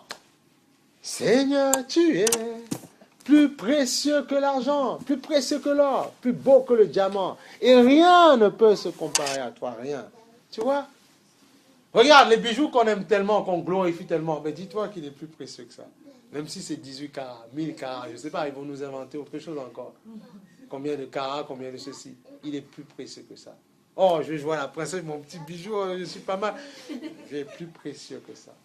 Parce qu'il a créé ce matériau. Il est plus précieux que ça, plus beau que le diamant. On a vu quand les gens ont un truc en diamant, mais ça y est, oh, ils m'ont offert un diamant, il me sent plus. Il est plus précieux que ça, le Seigneur. Dieu est plus précieux. Pour que quelqu'un te prouve qu'il t'aime, il faut absolument qu'il t'offre un beau bijou. S'il ne t'offre pas un beau bijou, il ne t'aime pas. Non, alors que l'amour premier, c'est les fruits. C'est démontrer que tu aimes l'autre d'abord. C'est être fidèle, être franc, être sincère, ne pas être hypocrite. Là, c'est l'amour véritable. Après, s'il y a bague, diamant, bijou, gros, saphir, je ne sais pas, 18 carats, il y aura. Mais on peut faire aussi avec 5 carats, c'est bien aussi. Oh, dis-moi amen, donne-moi un amen bien vitaminé, s'il te plaît.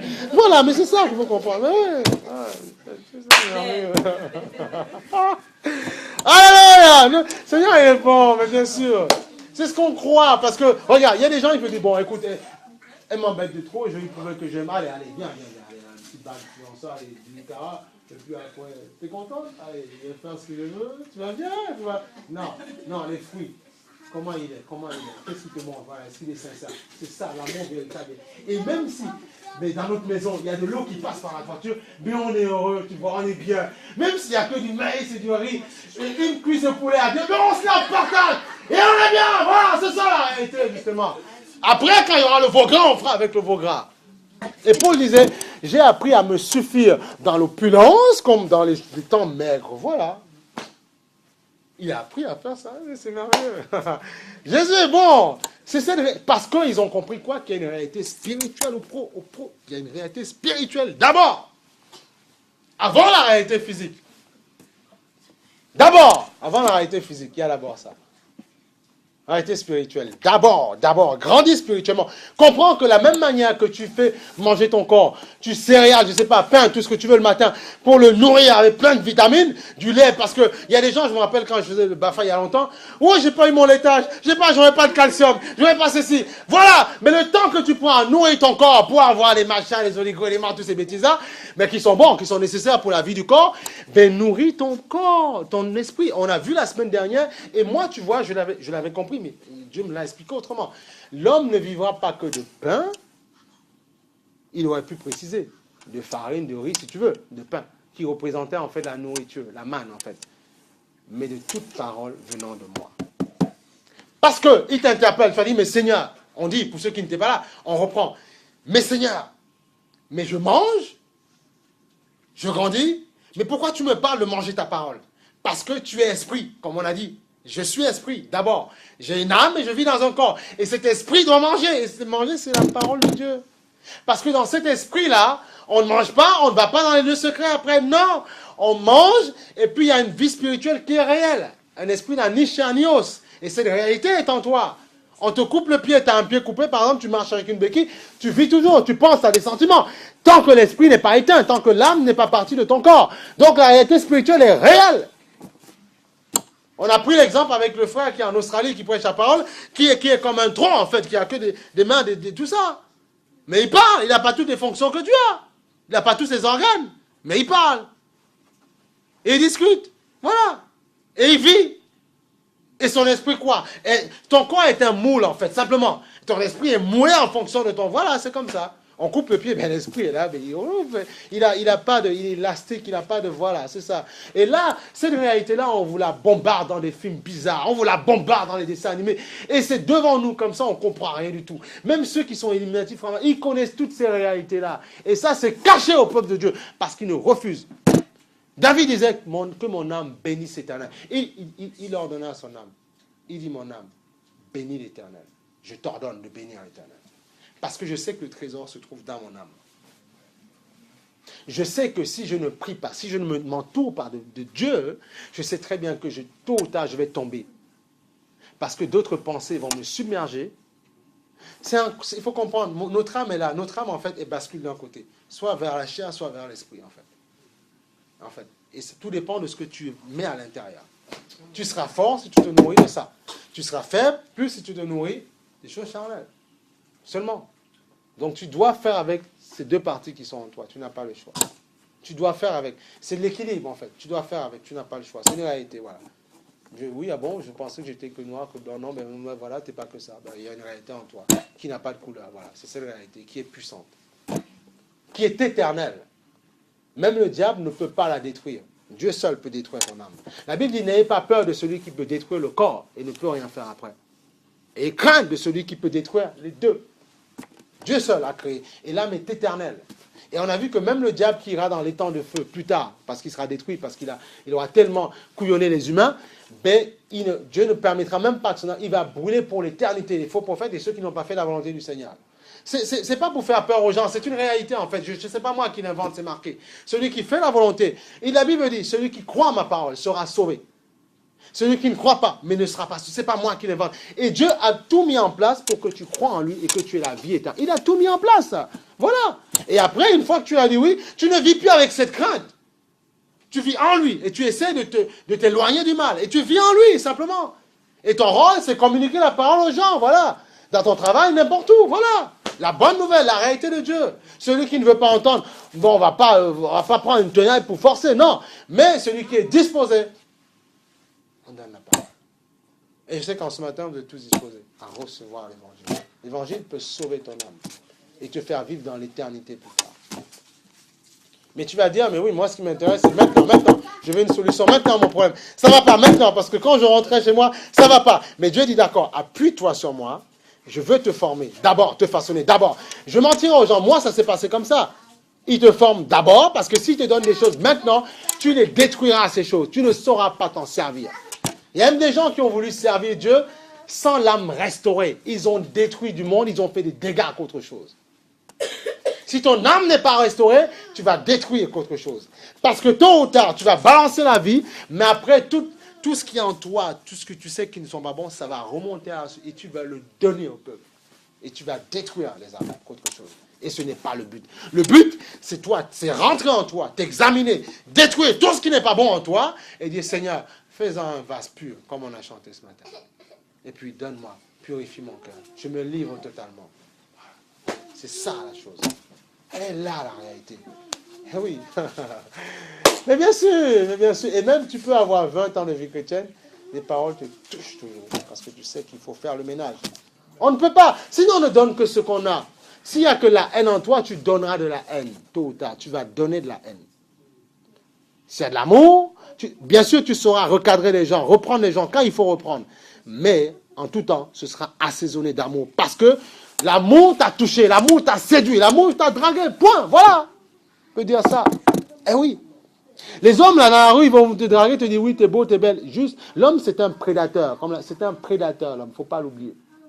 Il veut prendre ce qu'il veut.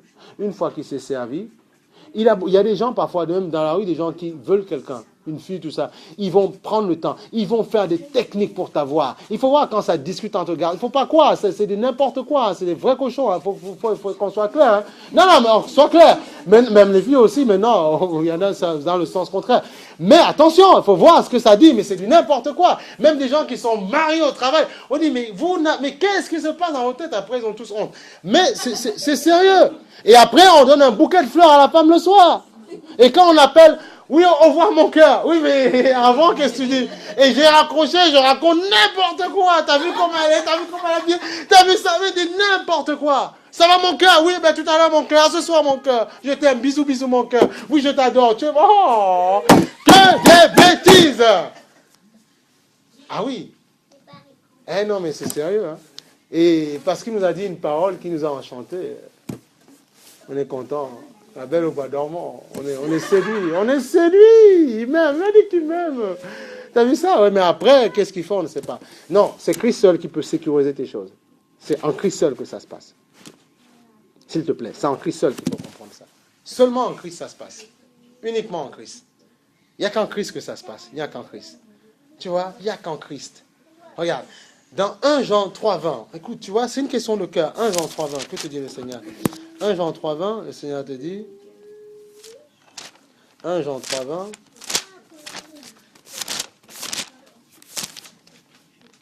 donc c'est vrai, avant de te lancer dans les bras des gens, lance-toi dans les bras de Jésus d'abord. Je t'assure que c'est un être réel. Ne pense pas charnel, pense spirituel, pense que tu es un esprit, et pense que Dieu est esprit, et pense que tu dois apprendre de lui, et pense que tu dois vivre et demeurer et vivre en lui. Pense ça. Comprends que tu es en réalité en esprit, un esprit en toi. Tu vois, c'est il y a 1 Jean 3,20, il dit si ton cœur, tu vois, il dit en effet, tu vois, on va aller plus loin, on va dire, regarde, on va aller dans le 18, 1 Jean 3, 18. Petit enfant, n'aimons pas en parole avec la langue, mais en acte et en vérité. Par là, nous saurons que nous sommes de la vérité et nous rassurerons notre cœur devant lui. En effet, même si notre cœur nous condamne, parce que ton cœur peut te, quand tu dis Seigneur, oui, hier j'ai fait ça, une chose qui est un peu bizarre, Seigneur, Dieu est plus grand que ton cœur. Il connaît tout. Il faut comprendre ça aussi. On peut le cacher, mais Dieu connaît tout. Mais, bien aimé, si notre cœur ne nous condamne pas, nous avons de l'assurance en Dieu. Quoi que nous demandions, nous le recevrons. Parce que nous gardons ses commandements et faisons ce qui lui est agréable. Mais j'ai une bonne nouvelle pour toi, c'est que même si ton cœur te condamne, il est grand, on a vu, juste et bon pour nous pardonner. On l'a vu tout à l'heure. Donc si il t'a accordé son pardon, il te dit, les choses anciennes sont passées, toutes choses sont nouvelles. Moi, quand on me l'a prêché, moi ça, je venais avec mes soucis aussi dans la vie. Quand on me l'a dit la première fois, je sais que c'est une parole qui m'a marqué toute ma vie. C'est une parole qui m'a marqué. Les choses anciennes sont passées, toutes choses sont nouvelles. C'est tout. C'est une parole, c'est vrai que c'est cette parole, ça a touché mon cœur. C'est-à-dire que tout ce qu'on a dit de moi, tout ce qu'on a raconté, tout ce que j'ai vécu dans moi, Seigneur, tout, il dit tout est passé. Maintenant, les gens te regarderont, te diront, mais toi, je te connais. Non, d'accord, tu connais l'ancien résident, c'est comme une maison. Il y a des gens qui sont dedans, qui font vivre la maison. Mais demain, d'autres locataires, ils viennent, mais c'est un autre locataire qui est dedans, c'est plus la même personne. Il dit, oui, mais Albert, si je... Non, tu me connaissais, tu connaissais l'autre personne. Maintenant, il y a la nouvelle naissance en Christ. Tu ne connais pas cette personne, le nouveau locataire. C'est pour ça qu'on a vu la semaine dernière, il faut naître de nouveau. Pas retourner dans le ventre de sa mère, comme on a vu avec Nicodème. Non, mais d'eau et d'esprit, par la parole de Dieu. Ton esprit doit naître. Parce que ton esprit, tant que tu ne connais pas Dieu, tant que tu ne t'es pas approché, il n'est pas né, il n'est pas encore créé. Il est en gestation. Il est en gestation. Il est avec des perfusions, si tu veux. Il est dans le vent, il est dans du bain-marie en fait. Il faut qu'il sorte, il faut qu'il crie comme le bébé. Et qu'il dit, youpi, je suis dans la vie maintenant. La vie, la vraie joie. Je suis dans la vie maintenant. Ton esprit doit vivre, il doit éclore. Mais il faut comprendre la réalité de ton esprit en toi. Tu n'es pas que charnel, tu es esprit. Et c'est là que la victoire commence. Parce que lui, que tu pries. C'est pour ça que parfois les gens, quand à un moment donné, ils vont prier, ils vont trouver ça ennuyeux au bout d'un moment. Parce que tu ne sais pas qui est derrière. Parce que tu penses que quand tu pries, c'est juste que tu pries parce que, pour montrer à l'autre que je prie, comme toi, prions, je prie, tu pries, nous prions, vous priez. Non, c'est pas ça. Non, on ne le conjugue pas à toutes les personnes. Non, c'est je prie, je parle à un Dieu véritable. Nous prions, il prie. Voilà, et prions, allons-y, on prie, on ne sait même pas qui on prie. Et c'est normal qu'après, on n'a pas de résultat, parce qu'on ne sait pas à qui on parle. Mais quand tu as compris, parce que tu as dit oui à Jésus, parce que tu as accepté Jésus comme Seigneur et Sauveur, lui, il comprend, il connaît ton cœur, il sait que tu l'as accepté. Et bien parce que tu l'as accepté, en acceptant, tu t'approches de lui, il s'approche de toi. Et là, ton esprit commence à ouvrir ses yeux, et là, il rentre en toi. La vie Zoé, la vie de Christ rentre en toi. Et après, justement, ton esprit resplendit. Et là, ce n'est plus toi. Regarde, on va prendre Jean 14. Comprends, regarde, tu vas voir. Tu vas comprendre que c'est intéressant. Jean 14. Le Seigneur dit quoi dans Jean 14? Il faut comprendre ces réalités-là. Dans Jean 14, le Seigneur dit... Attends. Jean 14, verset 15. Regarde. 14, 15. Que dit le Seigneur? Si si vous m'aimez, respectez mes commandements. Regarde, il t'enseigne la prière. Quant à moi, je prierai qui? Le Père. Il te fait comprendre que la prière n'est pas un monologue. La prière est un dialogue. Il dit, quant à moi, je prierai le Père. Je prierai le Père. Je prierai le Père et il vous donnera un autre défenseur afin qu'il reste éternellement avec vous. Regarde, tu vas dire avec vous, d'accord, autour de moi. Bon, l'Esprit de vérité, le Saint-Esprit dans d'autres versions, ou l'Esprit de Christ, que le monde ne peut pas accepter parce qu'il ne le voit pas. Il faut le comprendre, il ne le voit pas. Et ne le connaît pas. Voilà, c'est clair. Mais vous le connaissez. Pourquoi? Car il reste avec vous et il sera en vous. Voilà. Je ne vous laisserai pas orphelin, je reviens vers vous. Encore un peu de temps et le monde ne me verra plus. Mais vous me verrez parce que je vis et que vous vivrez aussi par mon esprit. Ce jour-là, vous saurez que je suis en mon Père et que vous êtes en moi et moi en vous. Voilà. Et regarde, la promesse s'est accomplie. Pourquoi? Regarde, prends Actes des Apôtres. C'est pas n'importe quoi, c'est réel ça. Prends Actes des Apôtres. Actes des Apôtres. Là, dans le verset Actes des Apôtres, Acte 2, tu vois. Alors, le Seigneur avait promis qu'il enverra son esprit pour les croyants. Parce que l'Esprit de Dieu est la force, la puissance active de Dieu. Sans le Saint-Esprit, tu ne seras pas fort. Tu vas baisser les bras. Tu seras un chrétien religieux qui viendra à l'église, mais qui ne connaîtra pas pourquoi il vient, parce que peut-être qu'il a du temps à perdre, il vient gâcher son temps. Non, moi je ne viens pas gâcher mon temps. Je sais qu'il y a quelque chose qui se passe en moi, qui patrouille en moi. C'est ça. Il dit, acte 2, regarde. Il dit, quand le jour de la Pentecôte, on appelle ça l'effusion de l'esprit. C'était une fête juive, si tu veux, où il y avait, à tout temps, il y avait la Shekinah, en fait. La Shekinah, c'est la gloire de Dieu, la présence de Dieu. Voilà. Donc, le jour de la Pentecôte arrivera. Ils étaient tous ensemble, au même endroit. Tout à coup, il vient du ciel un bruit comme celui d'un vent violent, qui remplit toute la maison où ils étaient assis. Des langues qui semblaient de feu, tu vois, leur apparurent, séparées les unes des autres, tu vois. Elles se posèrent sur chacun d'eux. Ils furent tous remplis de quoi? Du Saint-Esprit, que Jésus avait promis. Et se mirent à parler en d'autres langues, comme l'Esprit leur donnait de s'exprimer. Voilà. En d'autres langues. Or, il y avait en séjour à Jérusalem des Juifs, hommes pieux, venus de toutes les nations, qui sont sous le ciel. À ce bruit, ils accoururent en foule, et ils furent stupéfaits, parce que chacun les entendait parler dans sa langue propre. C'est-à-dire des gens qui ne parlaient pas allemand, ils se sont mis à parler allemand, par l'inspiration divine. Après, il y a le parler en langue, ça c'est autre chose. Ou on appelle ça la glossolalie, ou c'est le parler des anges, en fait, que Dieu te donne aussi, tu vois. C'est ça, c'est Koriakana, ça, tu vois. Ça, c'est l'esprit qui te donne ce don aussi, pour te battre, pour te défendre, quand il y aura des combats, quand tu ne sauras plus prier en français ou en d'autres langues, ou en créole, en tout ce que tu veux, ou en africain, ou en bété, tout ce que tu veux, parce que tu seras bloqué, parce que le diable aura bloqué ton système de pensée cartésien, ben, le parler en langue te donne de dialoguer avec Dieu, et le diable n'entend pas que les anges comprennent, et si justement ceux qui parlent aussi en langue, ils comprennent. Et là, tu t'édifies en fait avec le Seigneur. Voilà. Mais là, c'était un parler, il parlait des langues, il parlait le français, d'autres, alors qu'ils étaient hébreux, il parlait des langues, voilà. Des langues.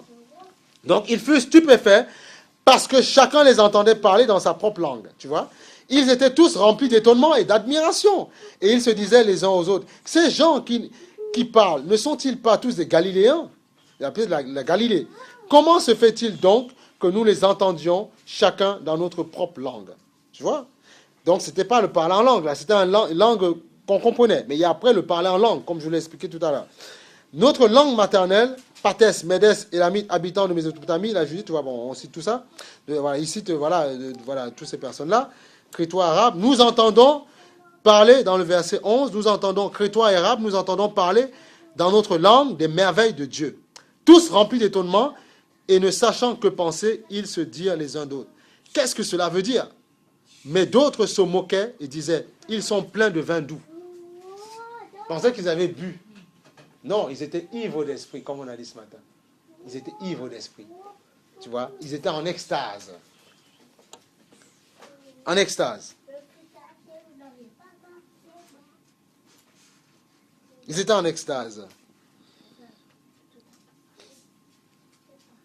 Tu vois? Alors Pierre, debout avec les 11 apôtres, s'exprima d'une voix forte en ces termes. Hommes de Judée, et vous tous qui séjournez à Jérusalem, comprenez ce qui se passe et prêtez l'oreille à mes paroles.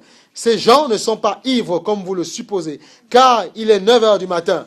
Par contre, il y a des gens quand même qui boivent à 6 heures du matin, ça peut arriver aussi. Mais là, ils parlent d'autre chose. Bon, il faut bien rigoler dans la maison du Seigneur.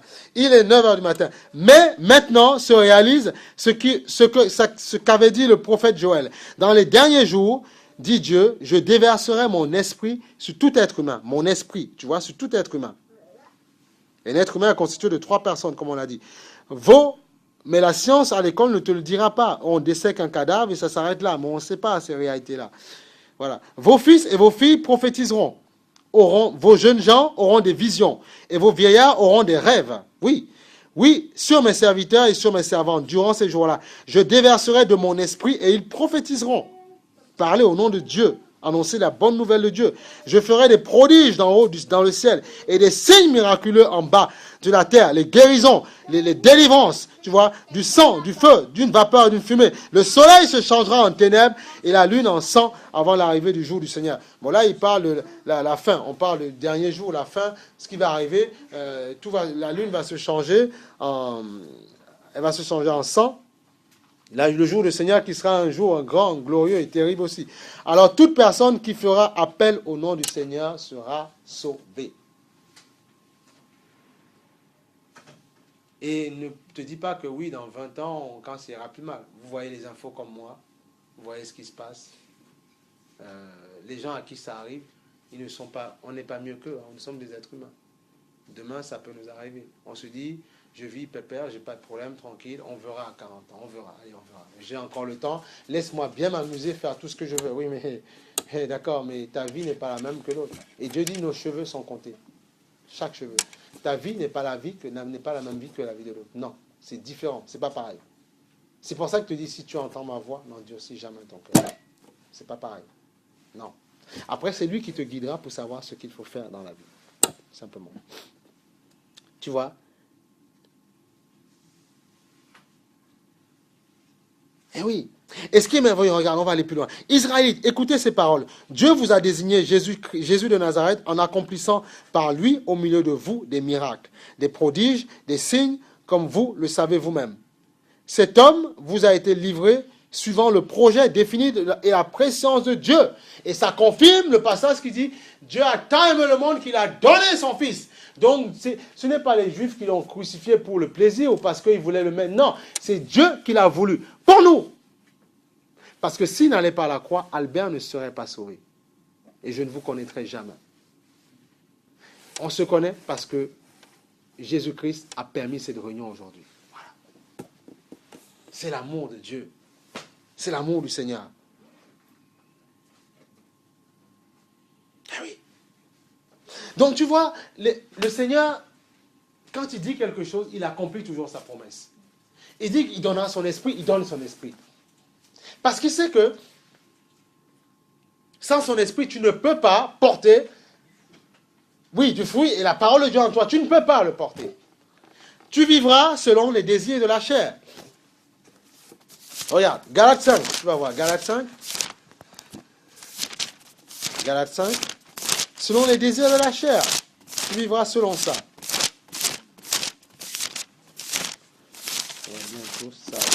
Galates 5. Tu vivras sans le Saint-Esprit, écoutez, tu es obligé de vivre comme ça. Tu n'as pas le choix. Tu n'as pas le choix.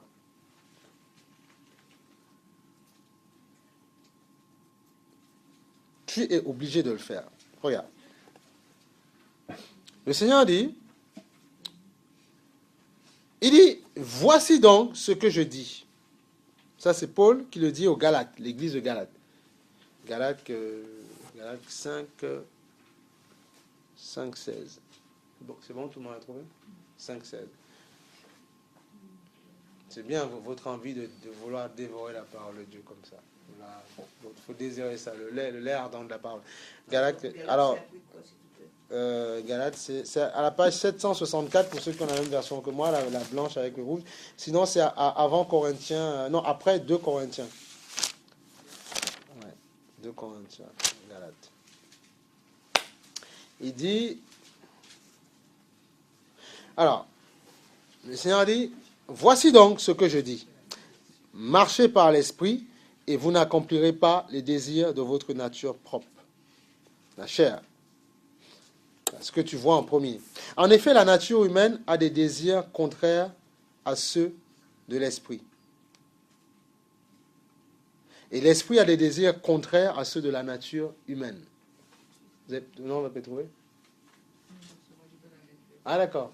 Mais alors, c'est après 2 Corinthiens. 2 Corinthiens.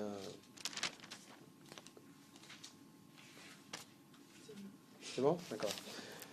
Alors, donc tu vois, en effet, la nature humaine a des désirs contraires à ceux de l'esprit. Et l'esprit a des désirs contraires à ceux de la nature humaine. Ils sont opposés entre eux, de sorte que vous ne pouvez pas faire ce que vous voudriez. Cependant, si vous êtes conduit par l'esprit, vous n'êtes pas soumis à la loi de la chair. Parce que l'esprit domine sur la chair. Donc vous vivez normalement. Mais si vous laissez un combat, vous ne voulez pas marcher, vous ne voulez pas manger de la parole de Dieu, comme on a dit ce matin, il va y avoir un combat en vous. Oui, mais Seigneur, oui, mais d'accord, je fais comme... Oui, d'accord. Alors, les œuvres de la nature humaine sont évidentes.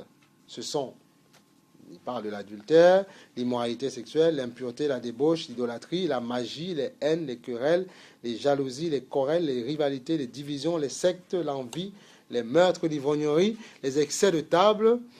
et les choses semblables, je vous préviens, comme j'ai déjà dit, j'ai déjà fait, ceux qui ont un tel comportement n'hériteront pas du royaume de Dieu. C'est là qui le dit. C'est ce qui est marqué. Donc il faut faire comme c'est marqué. Le Seigneur dit aussi, tout est hors du corps. Mais il y a des péchés qui peuvent nous séparer, nous éloigner. Il parle de l'immoralité sexuelle, il parle de la fornication, il parle de la débauche, toutes ces choses-là. Comme j'ai dit ce matin, comprenez que Dieu veut qu'on vive ces choses en lui, dans ce qu'il a façonné, dans l'union qui scelle entre un homme et une femme. Et là, c'est bon. Et là, parce que sinon, on va vivre ça de manière débridée et ça va nous détruire. Et les gens avec qui on est, ils vont un jour se séparer de nous et ça va nous blesser qu'autre chose. Il n'est jamais trop tard avec le Seigneur. C'est ça qu'il faut comprendre. Tu vois? Regarde, le Seigneur dit, mais le fruit de l'esprit, c'est l'amour, la joie, la paix, la patience, la bonté, la bienveillance, la foi, la douceur et la maîtrise de soi. Contre de telles attitudes, il n'y a pas de loi. Personne ne peut te reprocher d'avoir de l'amour pour les gens, d'être dans la paix, d'avoir de la patience. Personne ne peut te reprocher de te maîtriser, de ne pas t'énerver, de ne pas t'emporter, de ne pas te mettre en colère tout de suite. Personne ne peut te reprocher d'être doux. Non, parce que c'est ce que les hommes, vous savez, les gens tendent vers ça. Mais ils ne peuvent pas l'atteindre parce que ça fait partie du trésor de l'esprit. Autant, écoute, toutes les choses de la vie, tu peux les acquérir comme tu veux. Tu as un peu d'argent, tu te procures ce que tu veux. Tu sors avec qui tu veux. Tu prends qui tu veux parce que tu as de l'argent. Il y a même des gens, pour pouvoir voir des gens, ils les droguent carrément avec du whisky et du coca. Et puis on tourne la tête des gens et puis on fait n'importe quoi. Eh oui. Donc, tu peux tout faire dans ce monde physique. Mais si tu veux goûter aux choses de Dieu, il faut rentrer dans l'esprit. Il faut rentrer dans l'esprit. Tu n'as pas le choix. Il faut rentrer dans l'esprit. Tu n'as pas le choix.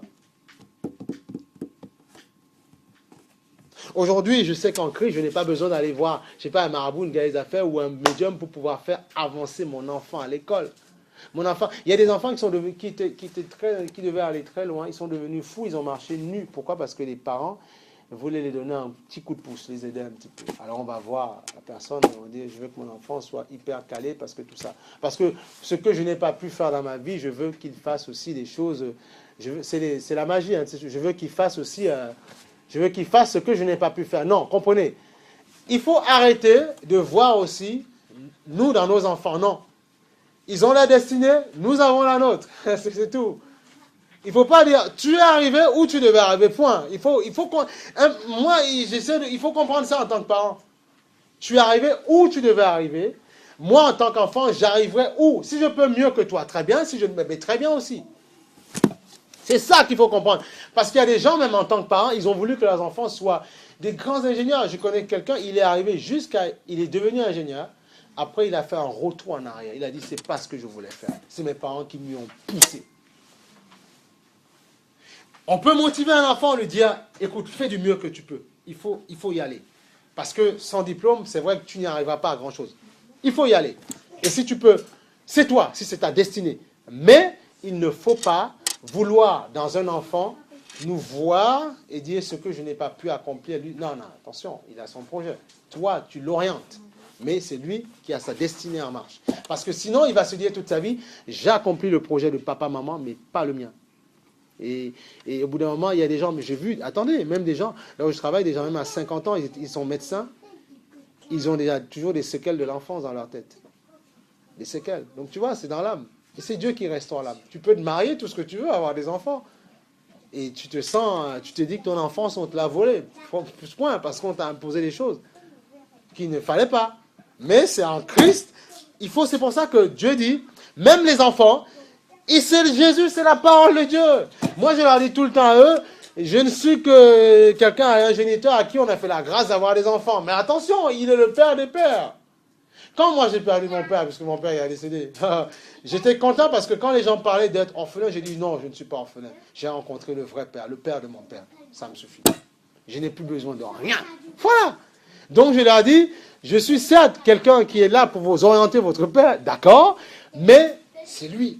Moi non, je peux partir du jour au lendemain, mais lui, accrochez-vous sur lui et vous ne serez jamais déçus.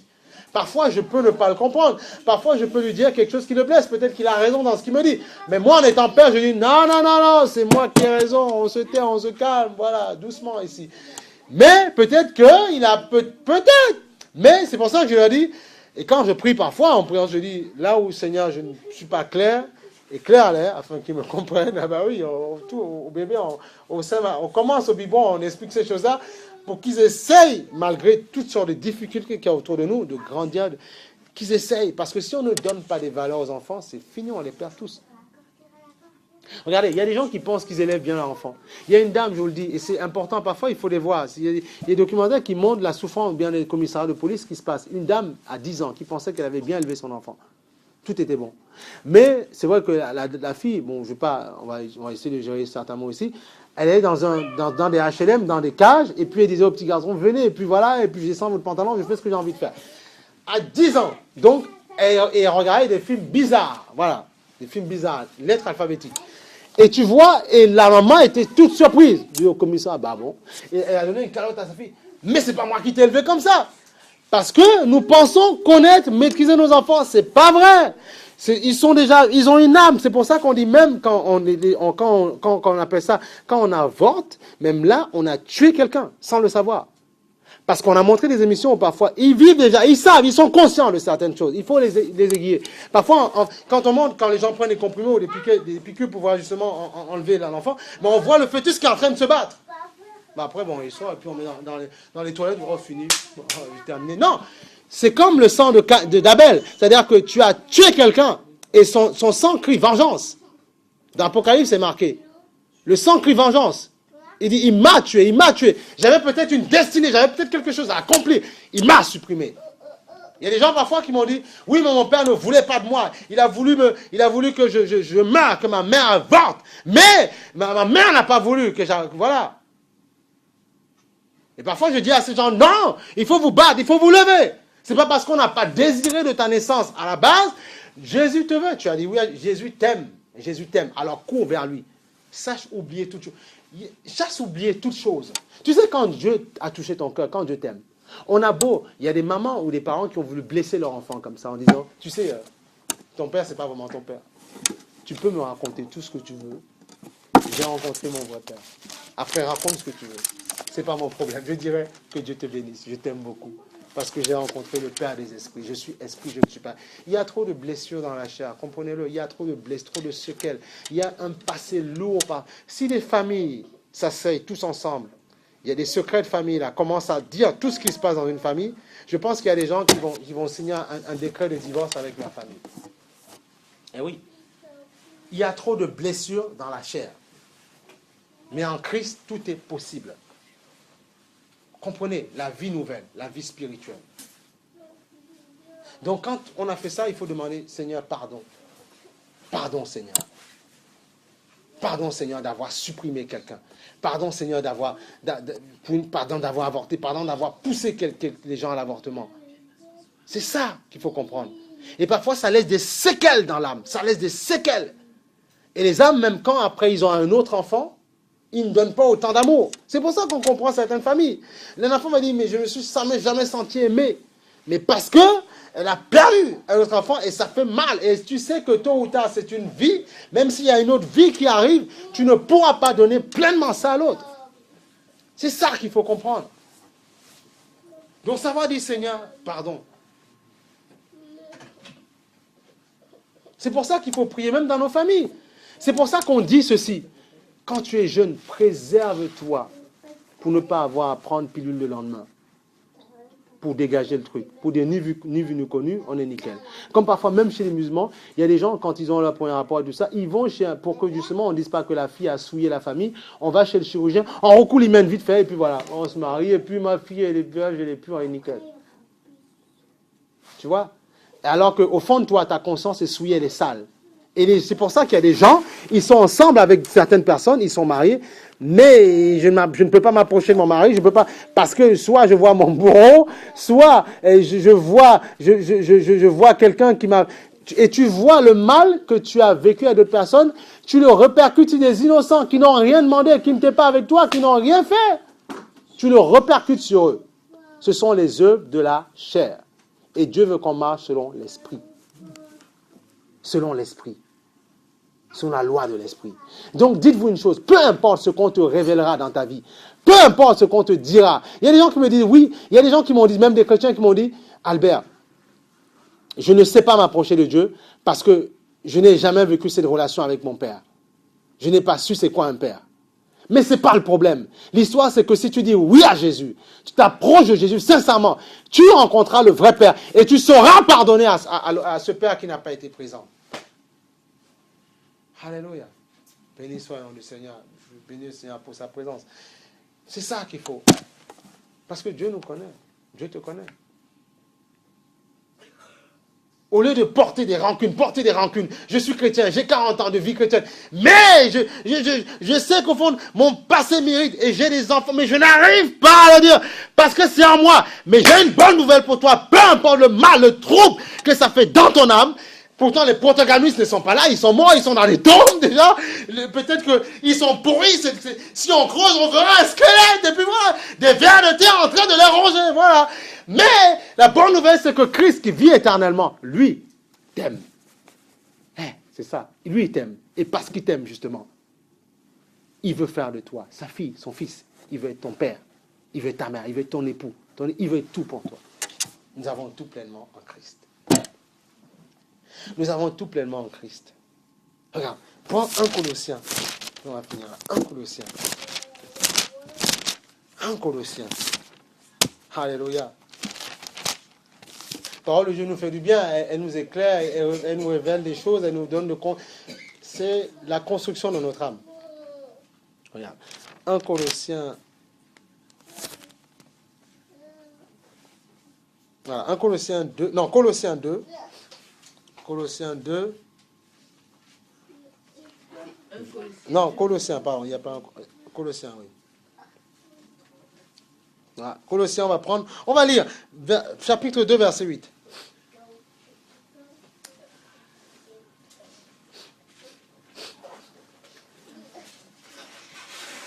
La Bible, la parole dit, faites attention que personne ne vous prenne au piège de la philosophie.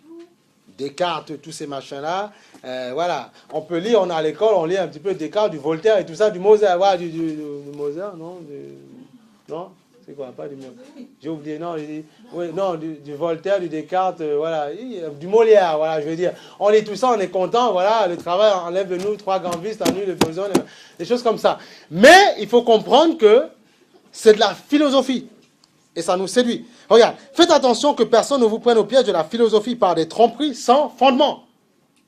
Je pense donc je suis. Non. Avant d'être, c'est parce que quelqu'un t'a créé. Et si tu penses, c'est parce que quelqu'un est à l'origine de quelque chose. Je pense donc je suis. Mais tu penses quoi? Qui a mis le système de pensée en toi? C'est qui? C'est toi? Non. Tu étais un bébé, tu étais dans le ventre de ta mère. Et si on veut dire que c'était tes parents, mais tes parents aussi, ils ont été engendrés. Alors qui? Non, il y en a un qui a créé tous. Et il veut tout, et qui a donné le don de géniteur à des hommes et à des femmes. Il veut juste qu'on l'honore. Tu vois? Faites attention que personne ne vous prenne au piège par la philosophie, par des tromperies sans fondement, qui s'appuient sur des traditions d'hommes, sur des principes élémentaires qui régissent le monde. Et non sur Christ. En effet, c'est en lui qu'habite corporellement. Écoutez, en Christ. C'est pour ça qu'on dit que Jésus est Dieu, on ne blague pas, parce qu'on s'appuie sur la parole. En lui, en Christ. C'est en lui qu'habite corporellement, tu vois, dans son entité, dans toute sa personne, dans toute sa plénitude. Corporellement, toute la plénitude de la divinité. Vous avez tout pleinement en lui, tu vois, tout pleinement. On te dira quoi? C'est pas ton vrai père, c'est pas ton souci. Non, j'ai tout pleinement en Christ. Voilà.